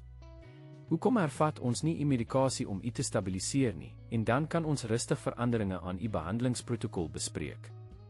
Nee, Robert, het Augustus met fermheid geantwoord. Die eksperiment duur voort. Trouwens, ek wil dit uitbrei. Hy het na Mariana gedraai. Kleintjie, jy het 'n paar plante genoem wat kan help. Dink jy ons kan probeer? Die meisie se gesig het opgevlam. Ek kan alles wys wat ek reeds in die tuin geïdentifiseer het. En as u my die kombuis laat gebruik, kan ek 'n paar infusies voorberei soos ouma Zuleika my geleer het. De Renier het sy kop geskud, ongelooflik. Dit is die toppunt van onverantwoordelikheid. Augustus, gaan u wetenskaplik getoetste medisyne vervang met tuisgemaakte tee wat deur 'n kind voorberei word? Nee, Renier, het Augustus gekorrigeer. Ek gaan aanvul wat moderne wetenskap te bied het met tradisionele kennis wat jy en ek geleer is om te verag. En ek sal dit onder behoorlike mediese toesig doen. Myne, het die dokter verward gevra. Nee, het Augustus geglimlag. Ek het reeds kontak gemaak met Derlyse Kriel van die Federale Universiteitshospitaal. Sy is 'n spesialis in integratiewe medisyne en is nou op pad na Hermanus. Ek wil graag hê dat u al my toetse en mediese rekords met my deel sodat ek dit aan haar kan stuur. Die vermelding van Derlyse Kriel het Renier meer beïnvloed as enigiets anders. Bekend vir haar streng werk in die kombinasie van konvensionele mediese praktyke met tradisionele kennis, het sy die reputasie gehad om onnodige en potensieel skadelike behandelings te ontbloot. Augustus, jy kan nie sommer van dokter verander na soveel jare nie, het Renier swak geprotesteer. Ek kan, en ek doen dit presies, het Augustus geantwoord. Carolina, sou u vir Monica kan wys waar die kantoor is? Sy sal die oorplasing van al my mediese rekords moet voorberei. Die prokureur het verbaas gelyk om in hierdie proses ingesluit te word, maar het vinnig haar professionele kant te herwin. Meneer Augustus, as die korporatiewe prokureur moet ek u waarsku dat abrupte veranderinge in u behandeling implikasies kan hê vir die beheer van die maatskappy, gegee die bevoegdheidsklausules in die aandeelhouersooreenkoms. Ek is ten volle bewus daarvan, Monica. En ek reken op u om te verseker dat my regte as meerderheidsaandeelhouer bewaar word. Augustus het toe direk na Robert gekyk. Seun, u het nou 2 opsies. U kan voortgaan met hierdie mislukte poging om my onbevoegd te verklaar, wat duidelik sal misluk in die lig van Derlyse se getuienis. Of u kan aanvaar dat ek besig is om te herstel en saam met my werk om te verstaan hoe en hoekom ons eie medisyne my byna doodgemaak het. Robert het verdeeld gelyk tussen woede en strategiese berekening. Uiteindelik, met 'n beheerde sig, het hy sy das verstel en 'n meer versoenende houding aangeneem. Ek is net bekommerd oor u, pa. As u werklik glo dat u beter word, dan sal ons dit behoorlik dokumenteer. Toetse, onafhanklike evaluerings, alles opgeteken. Maar ons moet versigtig wees. Augustus het geknik en die klein oorwinning erken. Ek stem heeltemal saam. Volle deursigtigheid van nou af. Toe Robert, de Renier en die prokureur uiteindelik die kamer verlaat het 'n besinnende stilte in die liggaam. Carolina, wat die hele toneel met 'n mengsel van bewondering en angs dopgehou het Augustus genader. Meneer, as ek mag vra, glo u werklik dat u beter word, of probeer u net om beheer terug te kry? Augustus het geglimlag en die openhartigheid waardeer. 'n Uitstekende vraag, Carolina. Ek dink die antwoord is, albei. Ek voel fisies beter, ja. Maar ek het ook besef hoe ek beheer verloor het, nie net oor my liggaam nie, maar oor my maatskappy, my familie, my lewe. Hy het na Mariana gekyk, wat haar tekeninge van medisinale plante herrangskik het. Jou dogter het my 'n guns bewys wat veel verder gaan as gesondheid. Sy het my herinner wat dit is om op jou eie instinkte te vertrou. Carolina het 'n golf van trots vir haar dogter gevoel, gemeng met die aanhoudende vrees vir die gevolge wat kon ontstaan. Mariana het nog altyd hierdie spesiale verbintenis met mense en die natuur gehad. My ma sê sy is gebore met die gawe. En hoe voel jy daaroor, het Augustus gevra en die huiwering in haar stem opgemerk. Carolina het diep asem gehaal voordat sy geantwoord het. Ek is bang, meneer Augustus. Ek wou altyd hê Mariana moes 'n ander lewe hê as myne, as my ma se moderne lewe gebaseer op formele opvoeding, wetenskap, geleenthede wat ons nooit gehad het nie. Ek het altyd gevrees dat hierdie gawe haar aan die verlede sou bind, haar as anders sou merk. Augustus het geknik, begripvol. En nou weet ek nie meer nie. As ek sien hoe sy u gehelp het toe opgeleide dokters en gevorderde tegnologie gefaal het, miskien was ek trots om te dink dat ek beter as my ma geweet het wat waardevol is om oor te dra. Mariana, oënskynlik onbewus van die gesprek, het nader gekom met 'n bladsy wat uit haar noteboek geskeur is, waarop sy 'n kaart van die tuin geteken het met kleurvolle merke wat aandui waar elke medisinale plant gevind kon word. Ek het 'n kaart gemaak sodat ons môre kan begin, het sy aangekondig en die papier aan Augustus oorhandig. Die rooi merke is plante om die bloed te versterk, die groen is vir die senuwees, en die blou is om die liggaam van binne skoon te maak.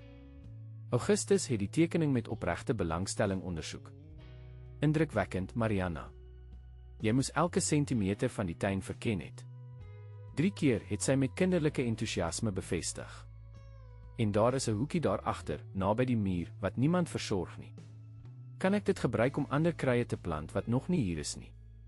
Voordat Carolina kon ingryp, bekommerd oor wat haar baas sou dink oor haar dogter wat sy diertuine wou verander, het Augustus geantwoord. Dit is nou joune, Mariana. Jy kan doen wat jy wil met daardie ruimte. Trouwens, ek dink ons moet uitbrei en deel van die suurtuin in 'n behoorlike medisinale tuin verander. Mariana se oë het groot geword van die moontlikheid. Net soos ouma Zuleika se tuin. Met beddings geskei deur die fases van die maan en alles. Presies so, het Augustus bevestig. Toe, terwyl hy na Carolina gekyk het, het hy bygevoeg, trouwens, ek het 'n beter idee. Hoekom nooi ons nie ouma Zuleika om ons te kom besoek nie? Ek is seker ek kan baie by haar leer.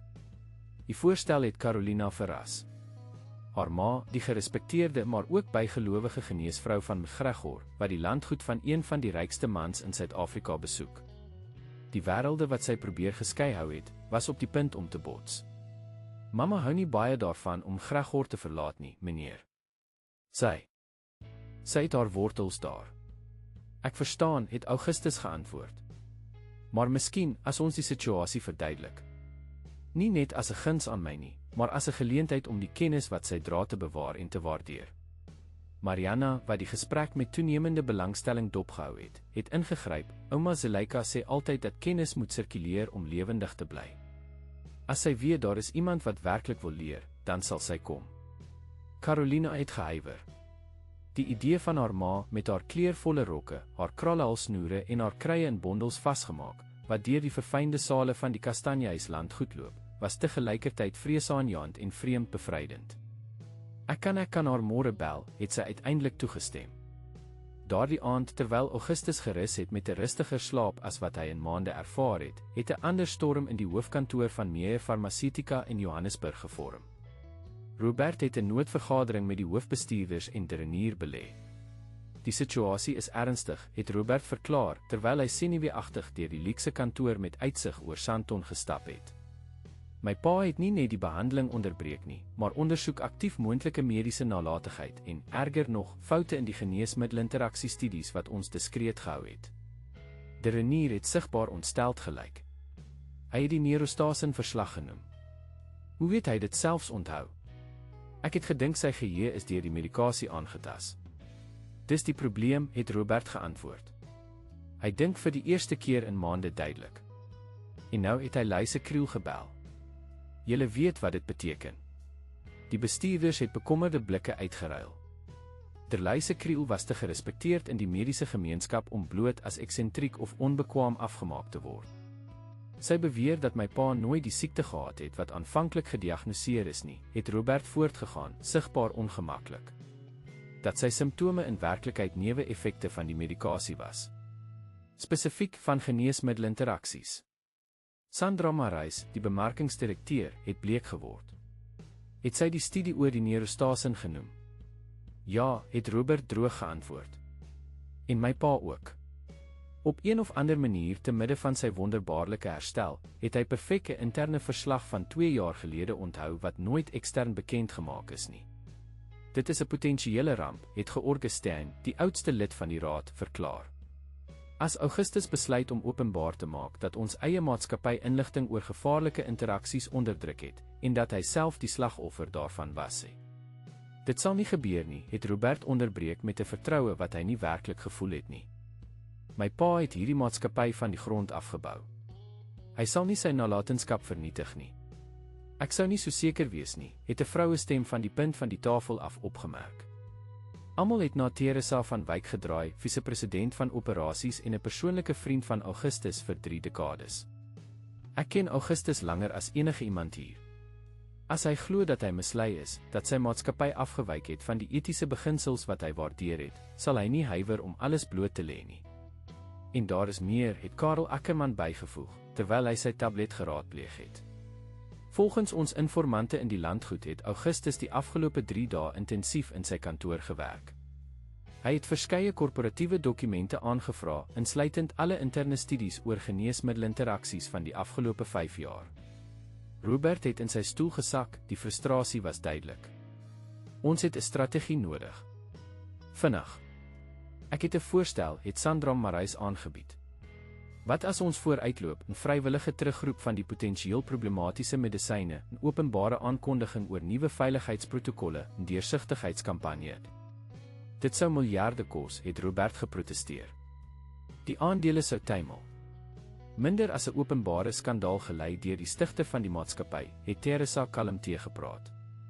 Dink daaroor, Robert. As jou pa met hierdie storie openbaar gaan, sal dit nie net ons wees wat ly nie. Dit sal jy wees persoonlik as die seun wat beheer oorgeneem het terwyl die pa siek was, moontlik wetende van die risiko's. Die kamer het in 'n swaar stilte geval terwyl almal die implikasies geabsorbeer het. Uiteindelik het George sy keel skoongemaak. Miskien is daar 'n derde weg. Een wat ons toelaat om die narratief te beheer sonder om nalatigheid te erken of IPA openbaar te konfronteer. Alle oë het na hom gedraai, angstig vir 'n oplossing. Intussen in die Kastanjehuis landgoed het 'n merkwaardige transformasie voortgeduur. Die medisinale tuin wat deur Mariana begin is en deur ouma Zuleika uitgebrei is, het nou byna 'n kwart van die eiendom se groen area beslaan. Die plante is in sirkelvormige patrone georganiseer, met respek vir hul affiniteite en spesifieke lig- en waterbehoeftes. Augustus het sonder die hulp van sy kierie tussen die beddings geloop, iets wat slegs 3 weke tevore ondenkbaar was. Langs hom het Mariana entoesiasties die name en eienskappe van elke nuwe plant wat ontkiem het, verduidelik. Hierdie een, kyk net hoe dit gegroei het. Dis alsie. Ouma sê dit help om die lewer van gifstowwe te reinig. En daardie een met die getande blare is paardebloem. Dit lyk soos onkruid, maar dit is superkragtig vir die immuunstelsel. Augustus het met opregte belangstelling geluister, verwonderd nie net oor die meisie se kennis nie, maar oor haar vermoë om dit met soveel entoesiasme oor te dra. En daardie spesiale blom wat jy geplant het. Die een wat net in gebalanseerde grond groei. Mariana se gesig het opgevlam. Dit is pragtig. Kom kyk. Sy het hom na 'n verder afgeleë bedding gelei, gedeeltelik geskakeer deur 'n welige boom. Daar het 'n klein plantjie met delikate blomme van 'n byna deursigtige blou saggies in die bries gewaai. Ouma noem dit hemeltrane. Hulle sê dit blom net wanneer die plek en die mense in harmonie is. Het u gesien? Dit het al sy blomme oopgemaak. Augustus het neergehurk om beter te kyk, 'n beweging wat weke tevore onmoontlik sou gewees het. Dit is buitengewoon, Mariana. So delikaat en tog so veerkragtig. Net soos u, het sy geantwoord met die ontstellende eerlikheid van kinders. Augustus het geglimlag, geraak deur die opmerking. Ek probeer, kleintjie. Ek het nog baie om te leer en baie om reg te maak.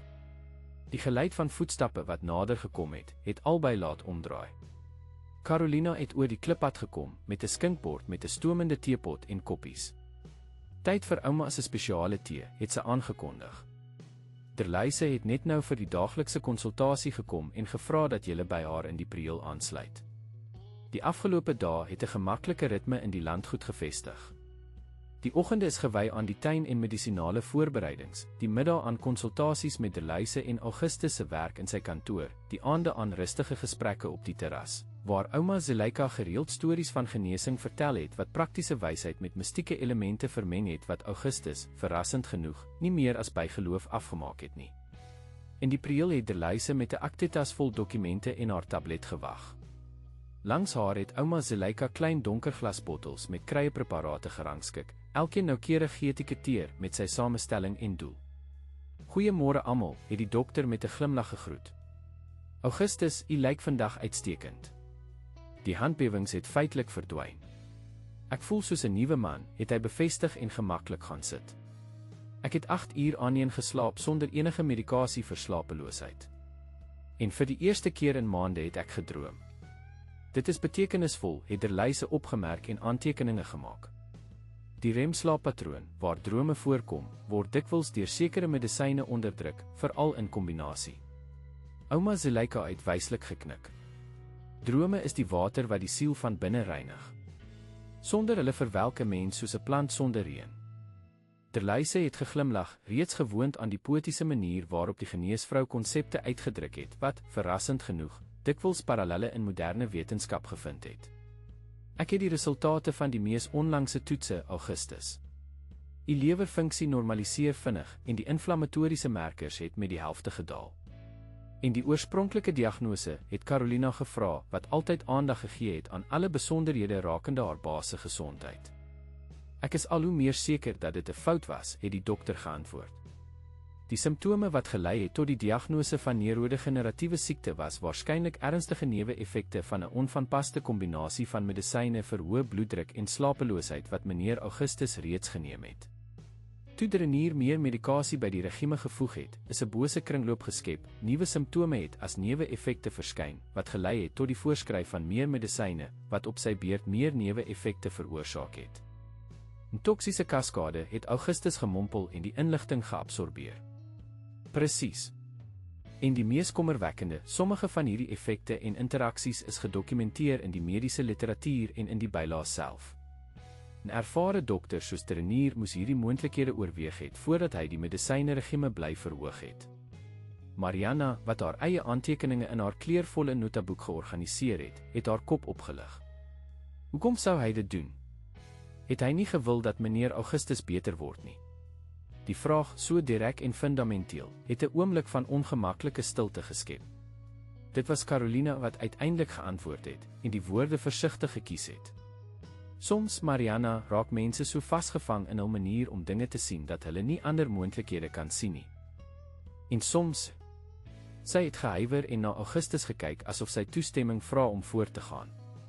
Soms is daar ander belange ter sprake, het Augustus voltooi.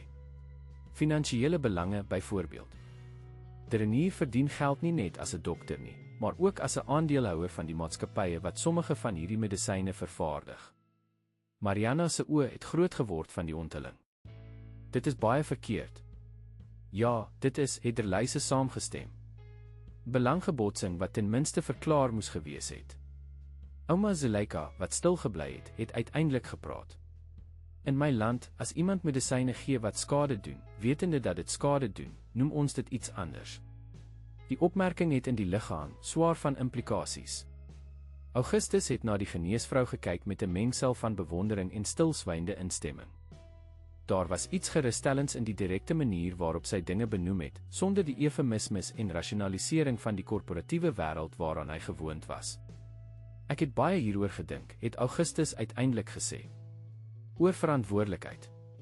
Nie net die van die Renier nie, maar ook myne. Ek bestuur immers 'n maatskappy wat van hierdie medisyne vervaardig, wat die risiko's van sekere kombinasies geken het en nie genoeg gedoen het om dokters en pasiënte te waarsku nie.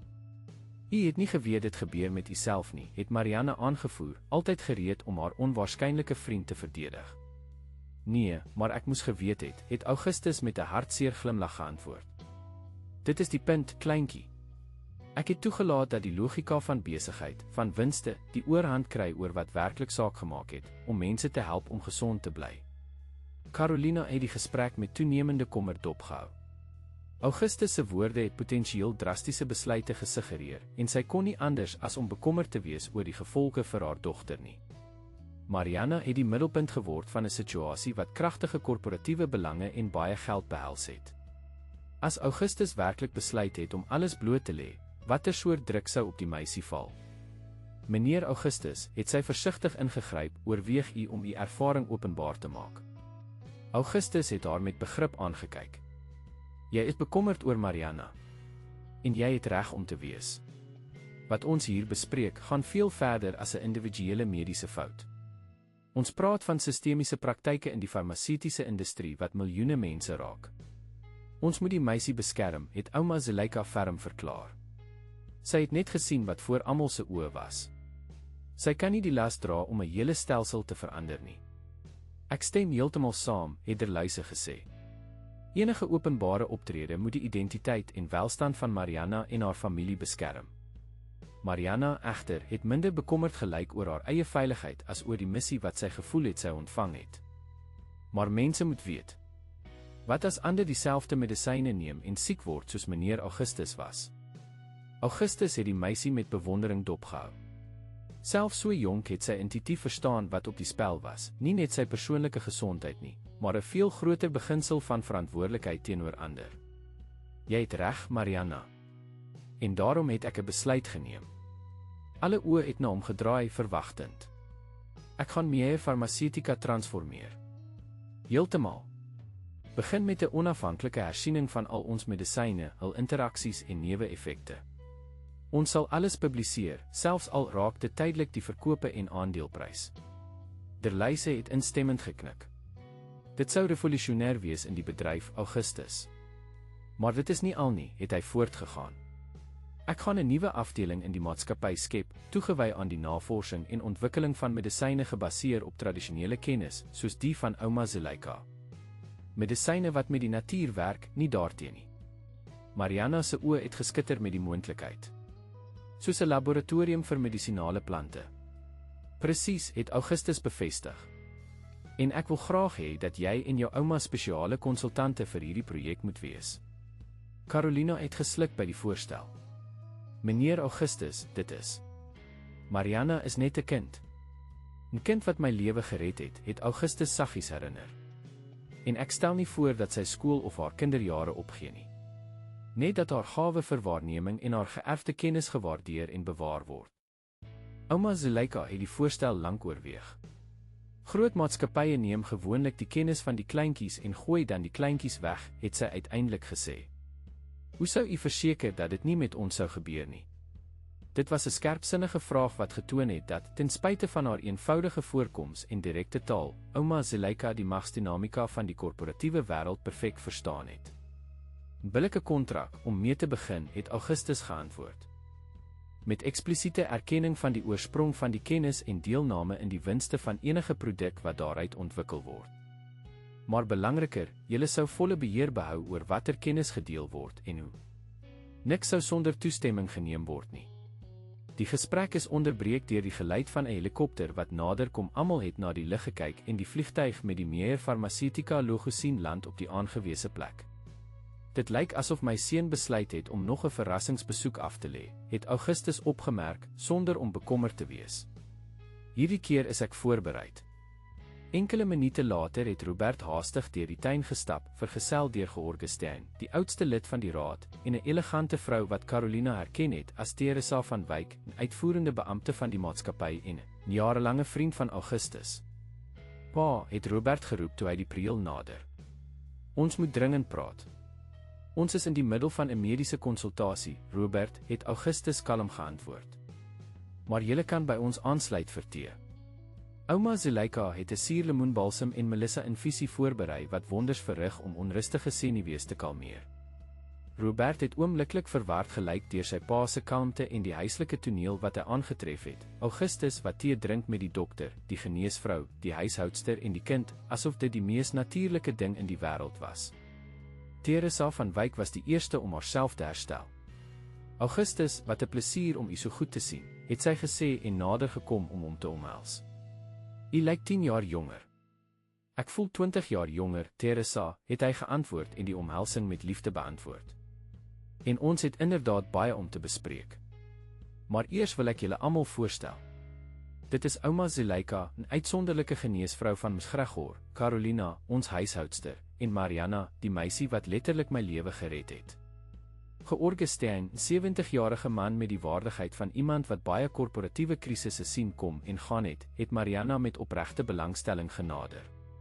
So jy is die beroemde klein dokter van wie ons soveel gehoor het. Baie indrukwekkend, dogtertjie. Mariana het gebloos van die erkenning, skielik skaam voor daardie vreemdelinge in formele klere. Pa, het Robert aangedring, duidelik ongeduldig met die beleefdhede. Die raad het vanoggend vergader. Ons het 'n voorstel om voor te lê. Ek luister, het Augustus geantwoord en na leesstoele rondom die prieeltafel gewys. Robert het gehuiwer en met duidelike ongemak na die aanwesiges gekyk. Miskien sou dit beter wees as ons privaat praat. Nie nodig nie, seun. Almal hier is bewus van die situasie. Trouwens, hulle is 'n integrale deel daarvan. Toe Robert besef dat hy geen keuse het nie, het hy gaan sit, gevolg deur Teresa en George. Die spanning in die lug was tasbaar en het gekontrasteer met die sereniteit van die tuin en die sagte aroma van kruitee. Die raad stel 'n deursigtigheidsinisiatief voor, het Robert begin en die woorde versigtig gekies. 'n vrywillige program vir die hersiening van ons hoofmedisyne-lyne met spesiale fokus op moontlike nadelige interaksies. Interessant, het Augustus opgemerk en 'n betekenisvolle blik met Derlyse uitgeruil. En wat het hierdie skielike kommer oor deursigtigheid gemotiveer? Nuwe wetenskaplike ontdekkings het Augustin saggies ingegryp. En natuurlik, u eie ervaring, Augustus. Die raad was diep ontsteld om te verneem dat u sulke ernstige nadelige effekte gelei het. So ontsteld dat my seun my probeer onbevoeg verklaar het toe ek sonder die medikasie begin verbeter het Augustus droog opgemerk. Robert het die ordentlikheid gehad om verleë te lyk. Ons was bekommerd, pa. Die omstandighede was ongewoon. Sekerlik was hulle, het Augustus saamgestem. Net soos dit ongewoon is dat die raad vrywillige inisiatief voorstel wat potensieel winste op kort termyn sou verminder. Wat anders vertel julle my nie. Teresa van Wyk, altyd die mees direkte van die groep, het besluit om die omslagtigheid te laat vaar. Ons is ingelig dat u korporatiewe dokumente aangevra het rakende interne studies oor geneesmiddelinteraksies. Spesifiek studies wat nooit behoorlik bekend gemaak is nie. En julle vrees dat ek van plan is om dit openbaar te maak, het Augustus voltooi. Wat praktyke blootstel wat kan lei tot massiewe regsgedinge en onherstelbare skade aan die maatskappy se reputasie.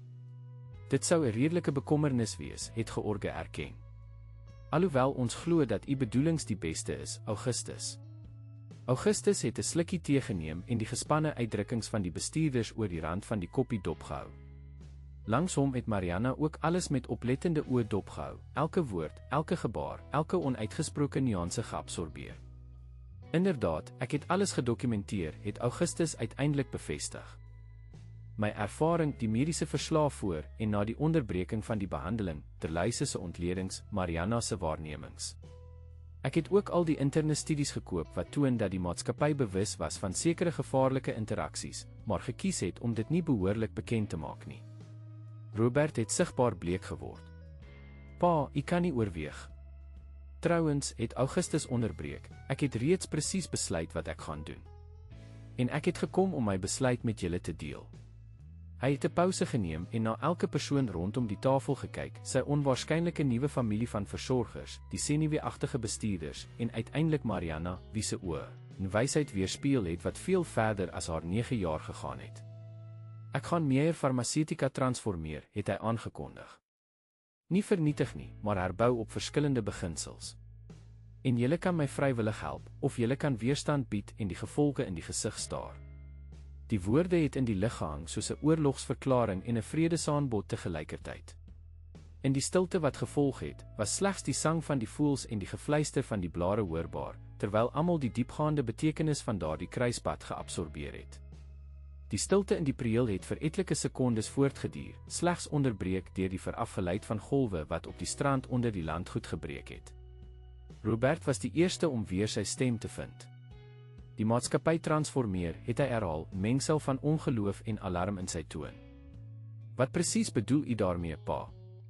Augustus het homself in die stoel reggeskuif en almal kon sien hoe sy houding die afgelope weke verander het. Hy was nie meer die brose en beweerige man nie, maar iemand wat nie net fisiese krag nie, maar ook 'n onwrikbare vasberadenheid herwin het. Ek bedoel presies wat ek gesê het, Robert, 'n volledige transformasie in die manier waarop ons produkte bedryf, navors, ontwikkel en bemark.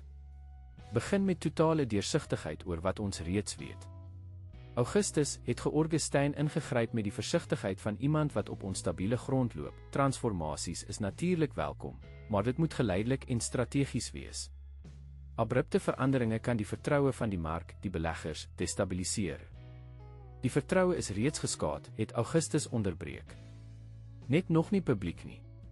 Hoeveel mense, selfs aan hierdie tafel, sou volkome vertroue hê in die medisyne wat ons produseer na wat met my gebeur het? Die vraag het 'n ongemaklike stilte veroorsaak. Teresa van Wyk was die eerste om hom direk aan te kyk. Wat presies stel u voor, Augustus? Ons benodig konkrete besonderhede, nie net groot visioene nie. Augustus het geglimlag, die openhartigheid van sy ou vriendin waardeer. Regverdig. Ek het 'n 5-punt plan. Hy het 'n gevoude dokument uit sy sak gehaal. Eerstens, 'n eksterne en onafhanklike audit van al ons produkte, met spesiale fokus op geneesmiddelinteraksies en neeweffekte by langdurige of gekombineerde gebruik. Dit sou miljoene kos, het Robert geprotesteer. Tweedens, het Augustus voortgegaan en die onderbreking geïgnoreer, volle publikasie van alle resultate, positief of negatief, insluitend data van vorige studies wat selektief bekend gemaak is. George Steyn en Teresa het bekommerde blikke uitgeruil, terwyl Robert op die punt gestaan het om 'n ineenstorting te kry. Derdens, die skepping van 'n nuwe navorsingsafdeling gewy aan integratiewe medisyne, wat tradisionele kennis met moderne wetenskaplike metodes kombineer. Toe sy dit hoor, kon Mariana nie 'n klein glimlag van opgewondenheid onderdruk nie, wat sy vinnig weggesteek het, toe sy besef dat almal na haar kyk.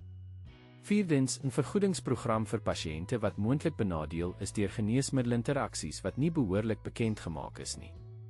Dit is waansin, het Robert uitgeroep en opgestaan. U praat daarvan om die maatskappy oop te stel vir miljarde se regsgedinge. Ek praat daarvan om die regte ding te doen, Robert, het Augustus ferm teëgepraat. 'n Ding wat ons lankal moes gedoen het. En vyftens, 'n herstrukturering van die korporatiewe bestuur met die skepping van 'n onafhanklike etiese raad wat werklike vetoreg het oor besluite wat wins bo pasiëntveiligheid prioritiseer. Die bestuurders het verstom gelyk, asof hulle nie kon glo wat hulle hoor nie. Vir hulle was Augustus altyd 'n pragmatiese sakeman, gefokus op resultate en groei.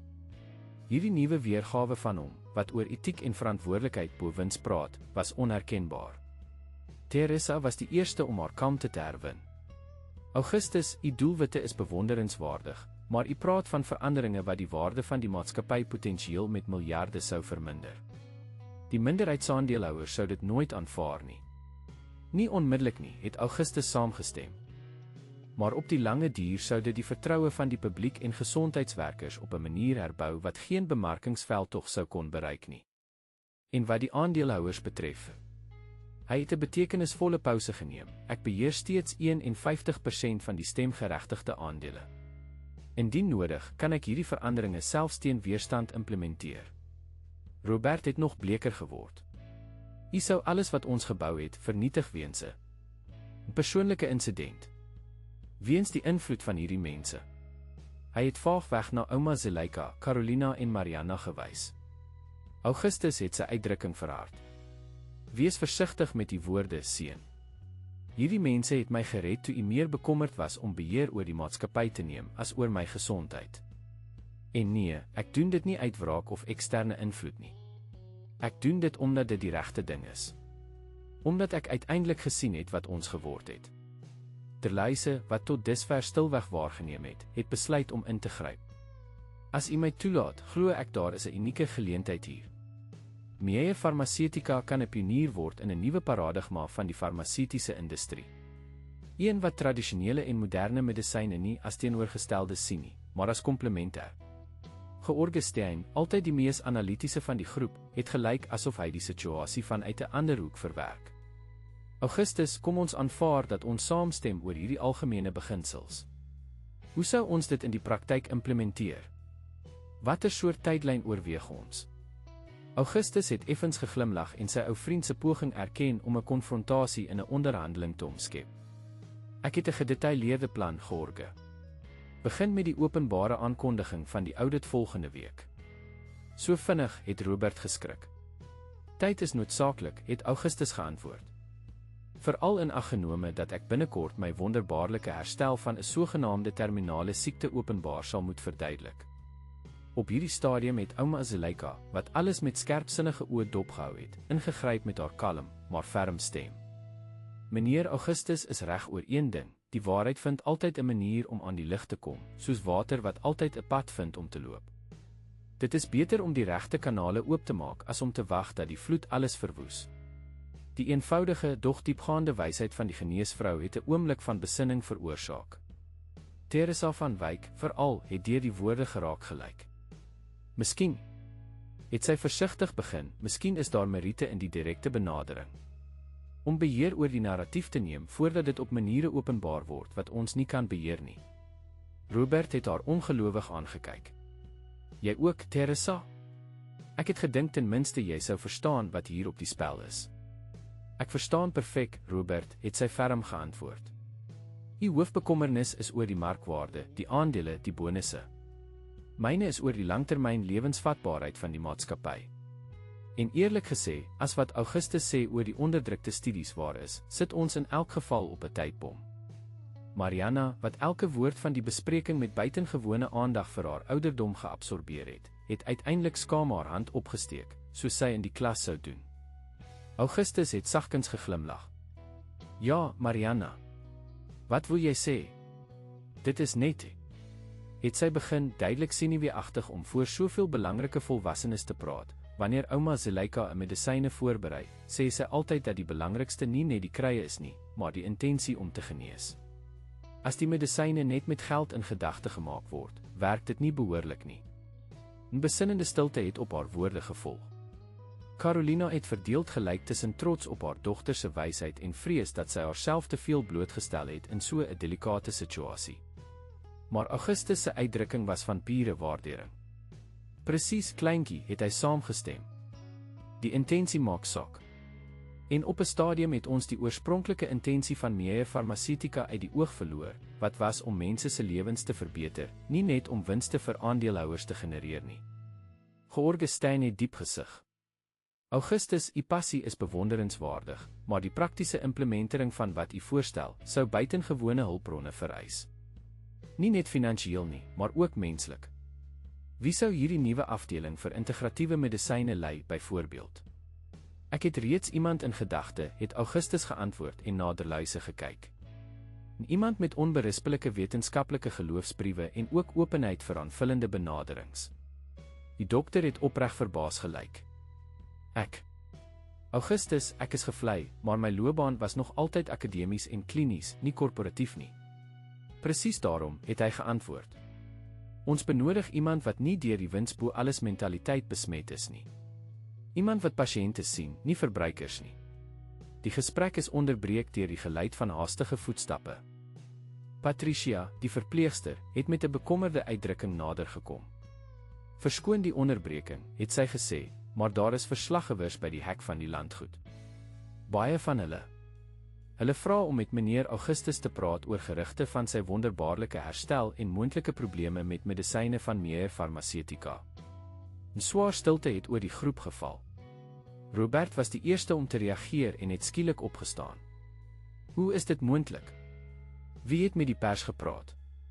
Al die koppe het na Augustus gedraai, wat verrassend kalm gebly het. Dit was nie ek nie, het hy verklaar. Ek was nog nie gereed vir hierdie stap nie. Die blikke het toe instinktief na Mariana en haar familie gedraai.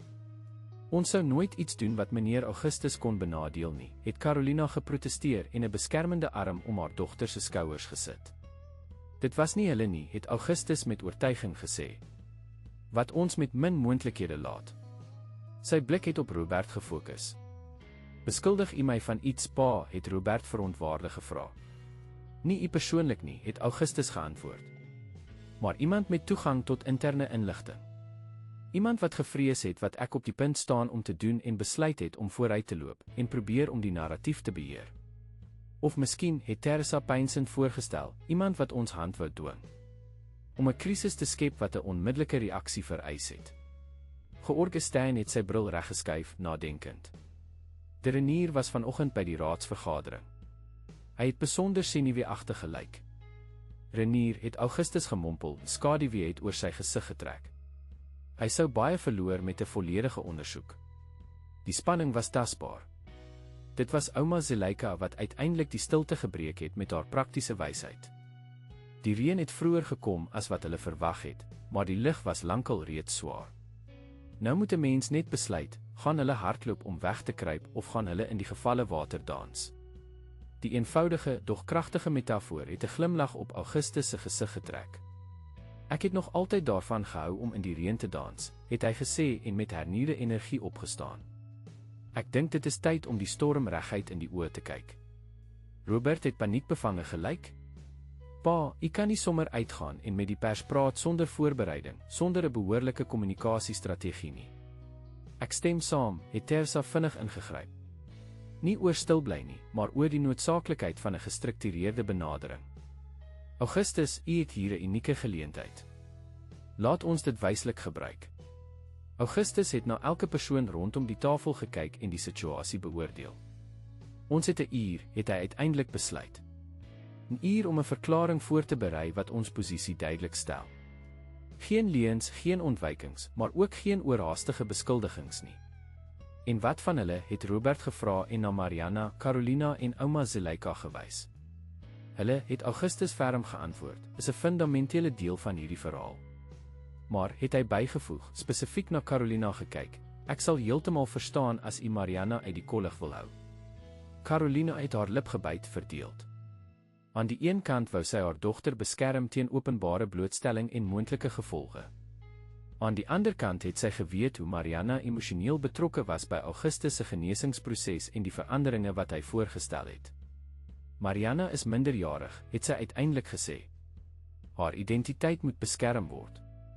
Maar ons sal nie haar rol in hierdie verhaal ontken nie.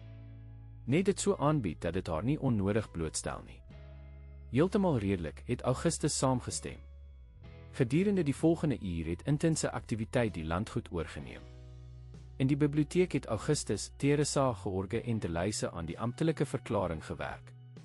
Robert het gewissel tussen deelname aan die opstel en frenetiese telefoonoproepe na regs en kommunikasieadviseurs in Johannesburg. Carolina en ouma Zuleika het Mariana voorberei op die moontlike ontwikkelings en verduidelik dat baie mense in die storie belangstel, maar dat sy met niemand hoef te praat wat sy nie wou nie. Maar ek wil meneer Augustus help, het Mariana aangedring. Hy gaan die maatskappy verander sodat die medisyne mense nie skade sal doen nie. En jy het alreeds geweldig gehelp, dogter, het Carolina verseker. Maar sommige gevegte is vir volwassenes om te veg. Ouma Zuleika, wat op die rand van Mariana se bed gesit het haar kleindogter nader geroep. Onthou jy die storie wat ek jou vertel het oor die vlinder en die wind? Mariana het geknik en langs haar ouma gaan sit. Die een waar die vlindertjie sy vlerke geklap het en 'n storm aan die ander kant van die wêreld veroorsaak het. Presies daardie een. Jy het reeds jou vlerke geklap, dogtertjie. Nou sal die storm gebeur, of jy daar is om dit te sien of nie. Intussen, op die onderste verdieping, het die verklaring finale vorm aangeneem. Augustus het daarop aangedring om heeltemal deursigtig te wees oor sy ervaring, die foutiewe diagnose, die gevaarlike geneesmiddelinteraksies en, krities, die feit dat die maatskappy bewus was van hierdie risiko's, maar dit nie behoorlik bekend gemaak het nie. Dit stel ons wetlik bloot, het Robert vir die 10de keer gewaarsku. Minder as om die waarheid te verberg en dit later aan die lig te kom, het Teresa teëgepraat. Delyse het bygedra met presiese, maar toeganklike mediese taal, terwyl George Stein gehelp het om die konkrete verpligtinge wat die maatskappy van toe af sou aanvaar te struktureer. Uiteindelik, met die verklaring gereed en hersien, het almal in die hoofsitkamer van die landgoed bymekaar gekom. Deur die wye vensters kon hulle die toenemende aantal joernaliste by die hek sien, sommige stasiefans reeds strategies geposisioneer. Is u gereed, het Teresa vir Augustus gevra, wat die toneel met 'n besinnende uitdrukking dopgehou het. Ek is, het hy geantwoord. Toe, terwyl hy na Mariana gedraai het wat alles met oplettende oë dopgehou het hy bygevoeg, dankie aan jou, klein dokter. Mariana het geglimlag, mengsel van trots en skaamte op haar gesig. U was reeds van binne gereed. U moes net onthou. Augustus het neergehurk om op die meisie se hoogte te kom, 'n beweging wat weke tevore onmoontlik sou gewees het. Weet jy, Mariana, ek het my lewe lank 'n maatskappy gebou wat ek gedink het mense help. En dit was in baie opsigte. Maar op 'n stadium het ons die pad byster geraak, het ons kompromieë begin aangaan, het ons getalle bo lewens begin prioritiseer. Net soos wanneer ouma Zuleika sê 'n plant verloor sy krag omdat dit ver van die son afgegroei het die meisie opgemerk. Presies so, het Augustus saamgestem, weer eens beïndruk met die kind se vermoë om kompleksiteite in eenvoudige, dog diepgaande beelde te vertaal. En nou het ek die kans om dit weer na die lig te lei. Is dit skrikwekkend, het Mariana gevra en die spanning in die lig opgemerk. 'n Bietjie, het Augustus eerlik erken. Maar weet jy wat ek by jou geleer het? Dat ons soms moet stop met wat ons doen, selfs al lyk dit belangrik of nodig, om werklik te kan verbeter. Carolina, wat die gesprek met ingehoue emosie dopgehou het uiteindelik nader gekom. Meneer Augustus, voordat u uitgaan, wou ek dankie sê. Nie net vir alles wat u vir my en Mariana gedoen het nie, maar omdat u ernstig opgeneem het wat sy gesien het. Baie sou 'n kind se waarnemings afgemaak het. En hulle sou die geleentheid gemis het om die waarheid te sien, het Augustus voltooi. Hy het opgestaan en na al die aanwesiges gekyk, die vasberade Teresa, die versigtige George, die teensinnige Robert, die wetenskaplike Deluise, die wyse ouma Zuleika, die beskermende Carolina en die buitengewone Mariana. Ons gaan vandag geskiedenis maak, het hy verklaar. Nie omdat ons wil nie, maar omdat ons moet. Met ferm tree het Augustus Meyer na die hoofdeur van die landgoed gestap, gereed om die pers te konfronteer en 'n transformasie te begin wat deur die hele Suid-Afrikaanse farmaseutiese industrie sou weerklink.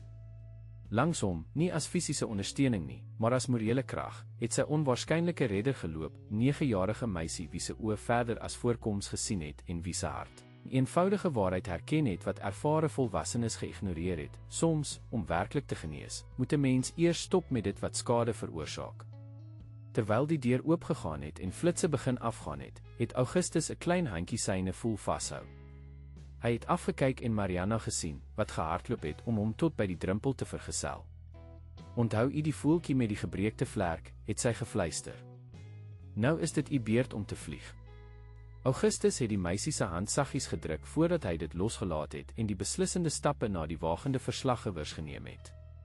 Agter hom, in die veiligheid van die landgoed, het Mariana met die rustige trots van iemand wat weet sy het 'n verskil in die wêreld gemaak, dopgehou, bloot omdat sy die moed gehad het om te sê wat sy gesien het, toe al die ander te blind was om te sien.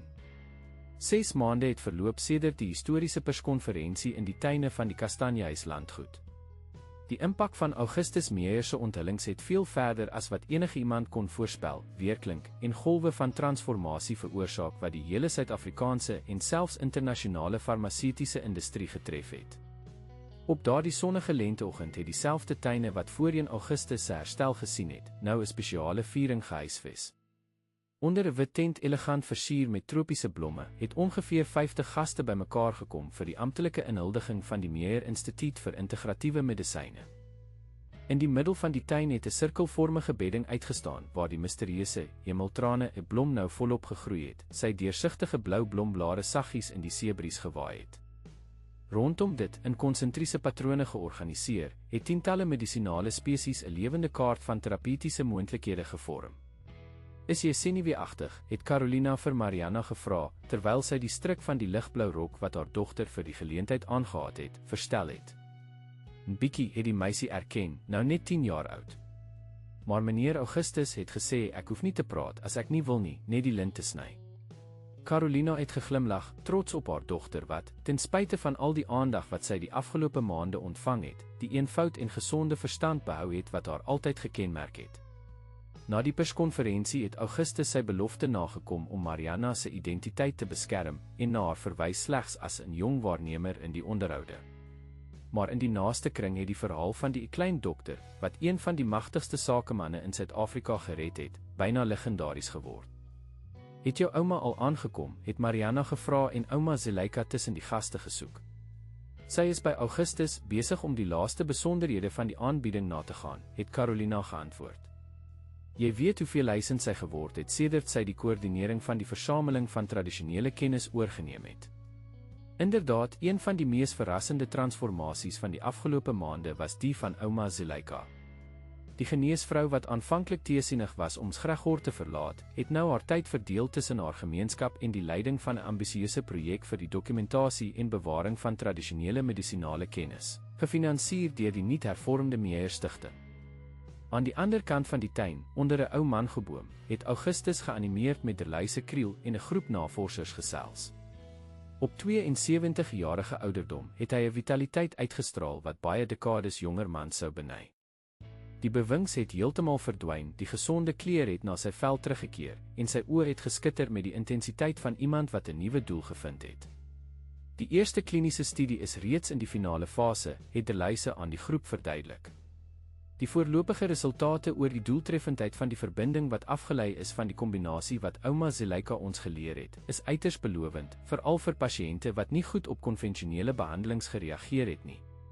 En die belangrikste, het Augustus bygevoeg, is dat ons die hele proses noukeurig dokumenteer, van die oorsprong van die tradisionele kennis tot die metodes van wetenskaplike validering. Die model van respekvolle samewerking wat ons ontwikkel het, word reeds deur ander instellings aangeneem. Die transformasie van Meyer Pharmaceutica het nie sonder weerstand of moeilikhede plaasgevind nie. Die maatskappy se aandele het aanvanklik gedaal na die onthullings oor die onderdrukte studies van geneesmiddelinteraksies. Regsgedinge is aanhange gemaak, miljarde se ooreenkomste is onderhandel, reputasies is vernietig, veral die van de Renier, wat sy mediese lisensie verloor het en veelvuldige beskuldigings van nalatigheid en belanggebotsing in die gesig gestaar het. Robert, na aanvanklike weerstand, het verrassend sy eie pad van verlossing gevind. Die skok van die byna verlies van sy pa, gekombineer met die openbare skaamte van die skandaal, het 'n diepgaande herwaardering van sy waardes veroorsaak.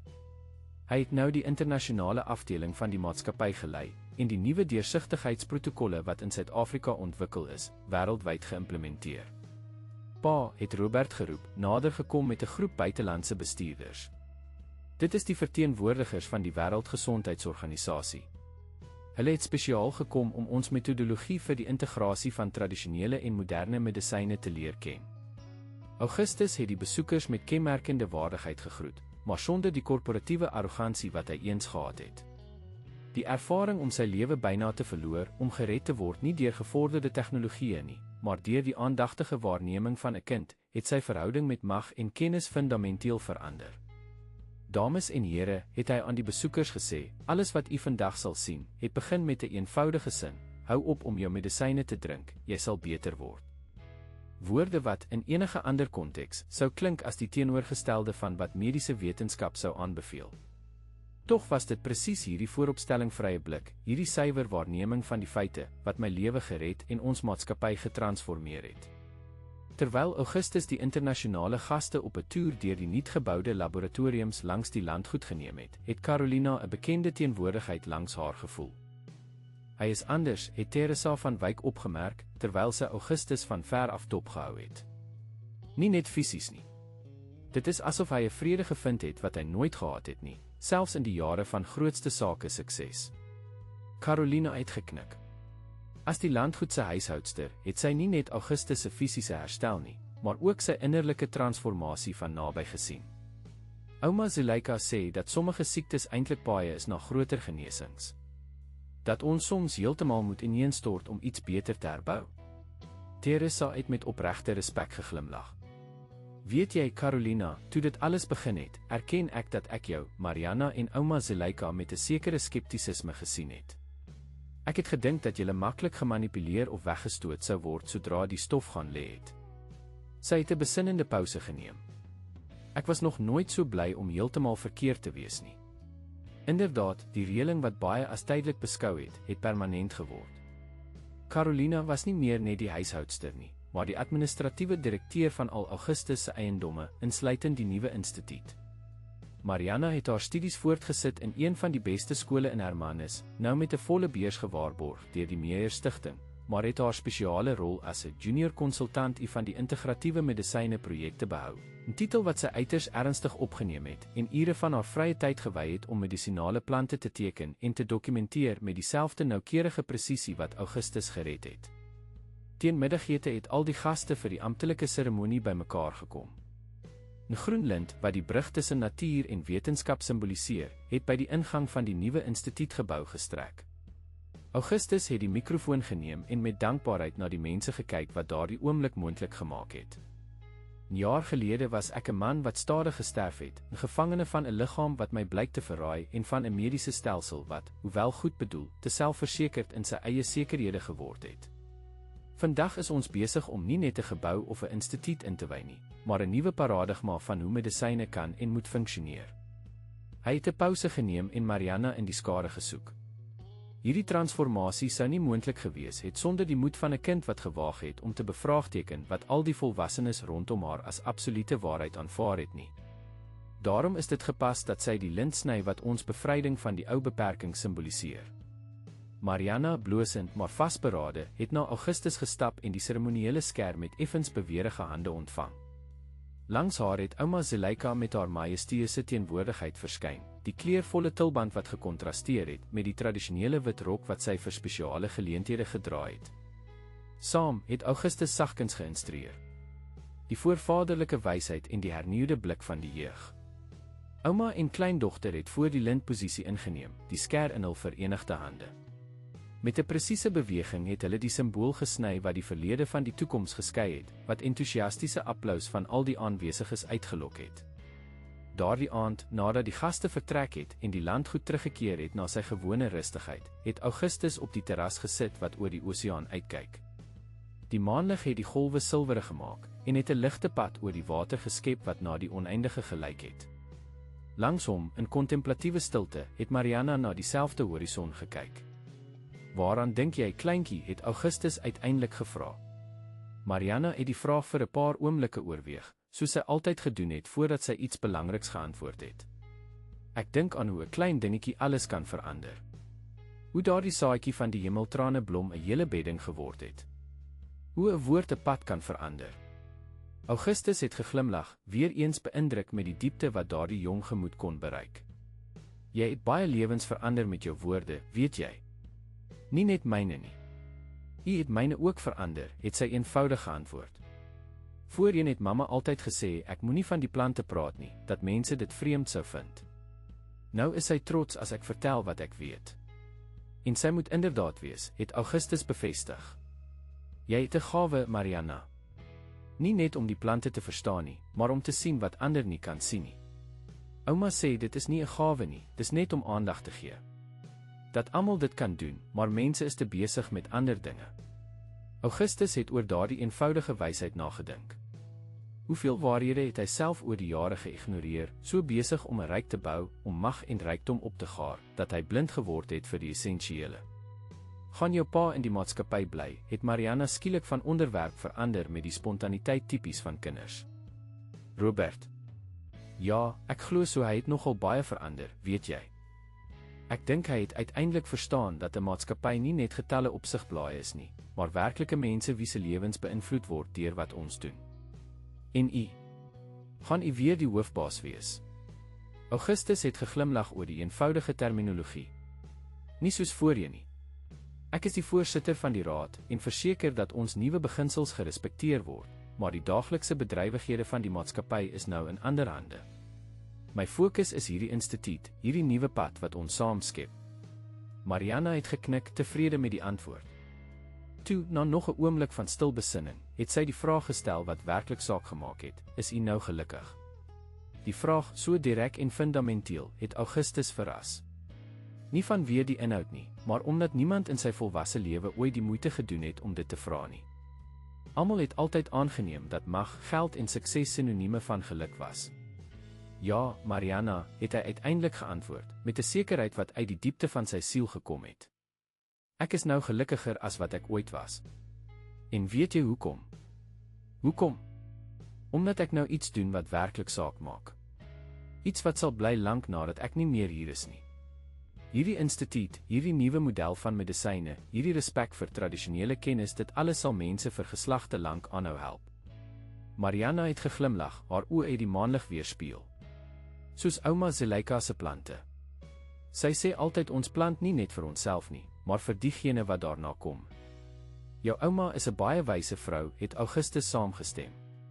"Ek hoop ons kan soveel moontlik van haar kennis opteken Voordat sy hemel toe gaan, het Mariana voltooi met die ontstellende openhartigheid van kinders. "Ouma is nie bang daarvoor nie.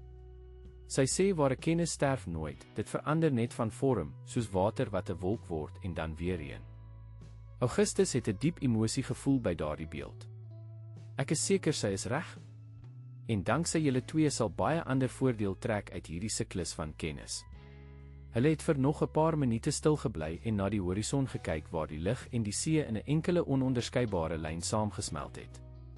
Dit was 'n gepaste metafoor vir wat hulle besig was om te bou, 'n wêreld waar die grense tussen moderne wetenskap en voorvaderlike wysheid verdwyn het en iets meer volledig en meer menslik geskep het.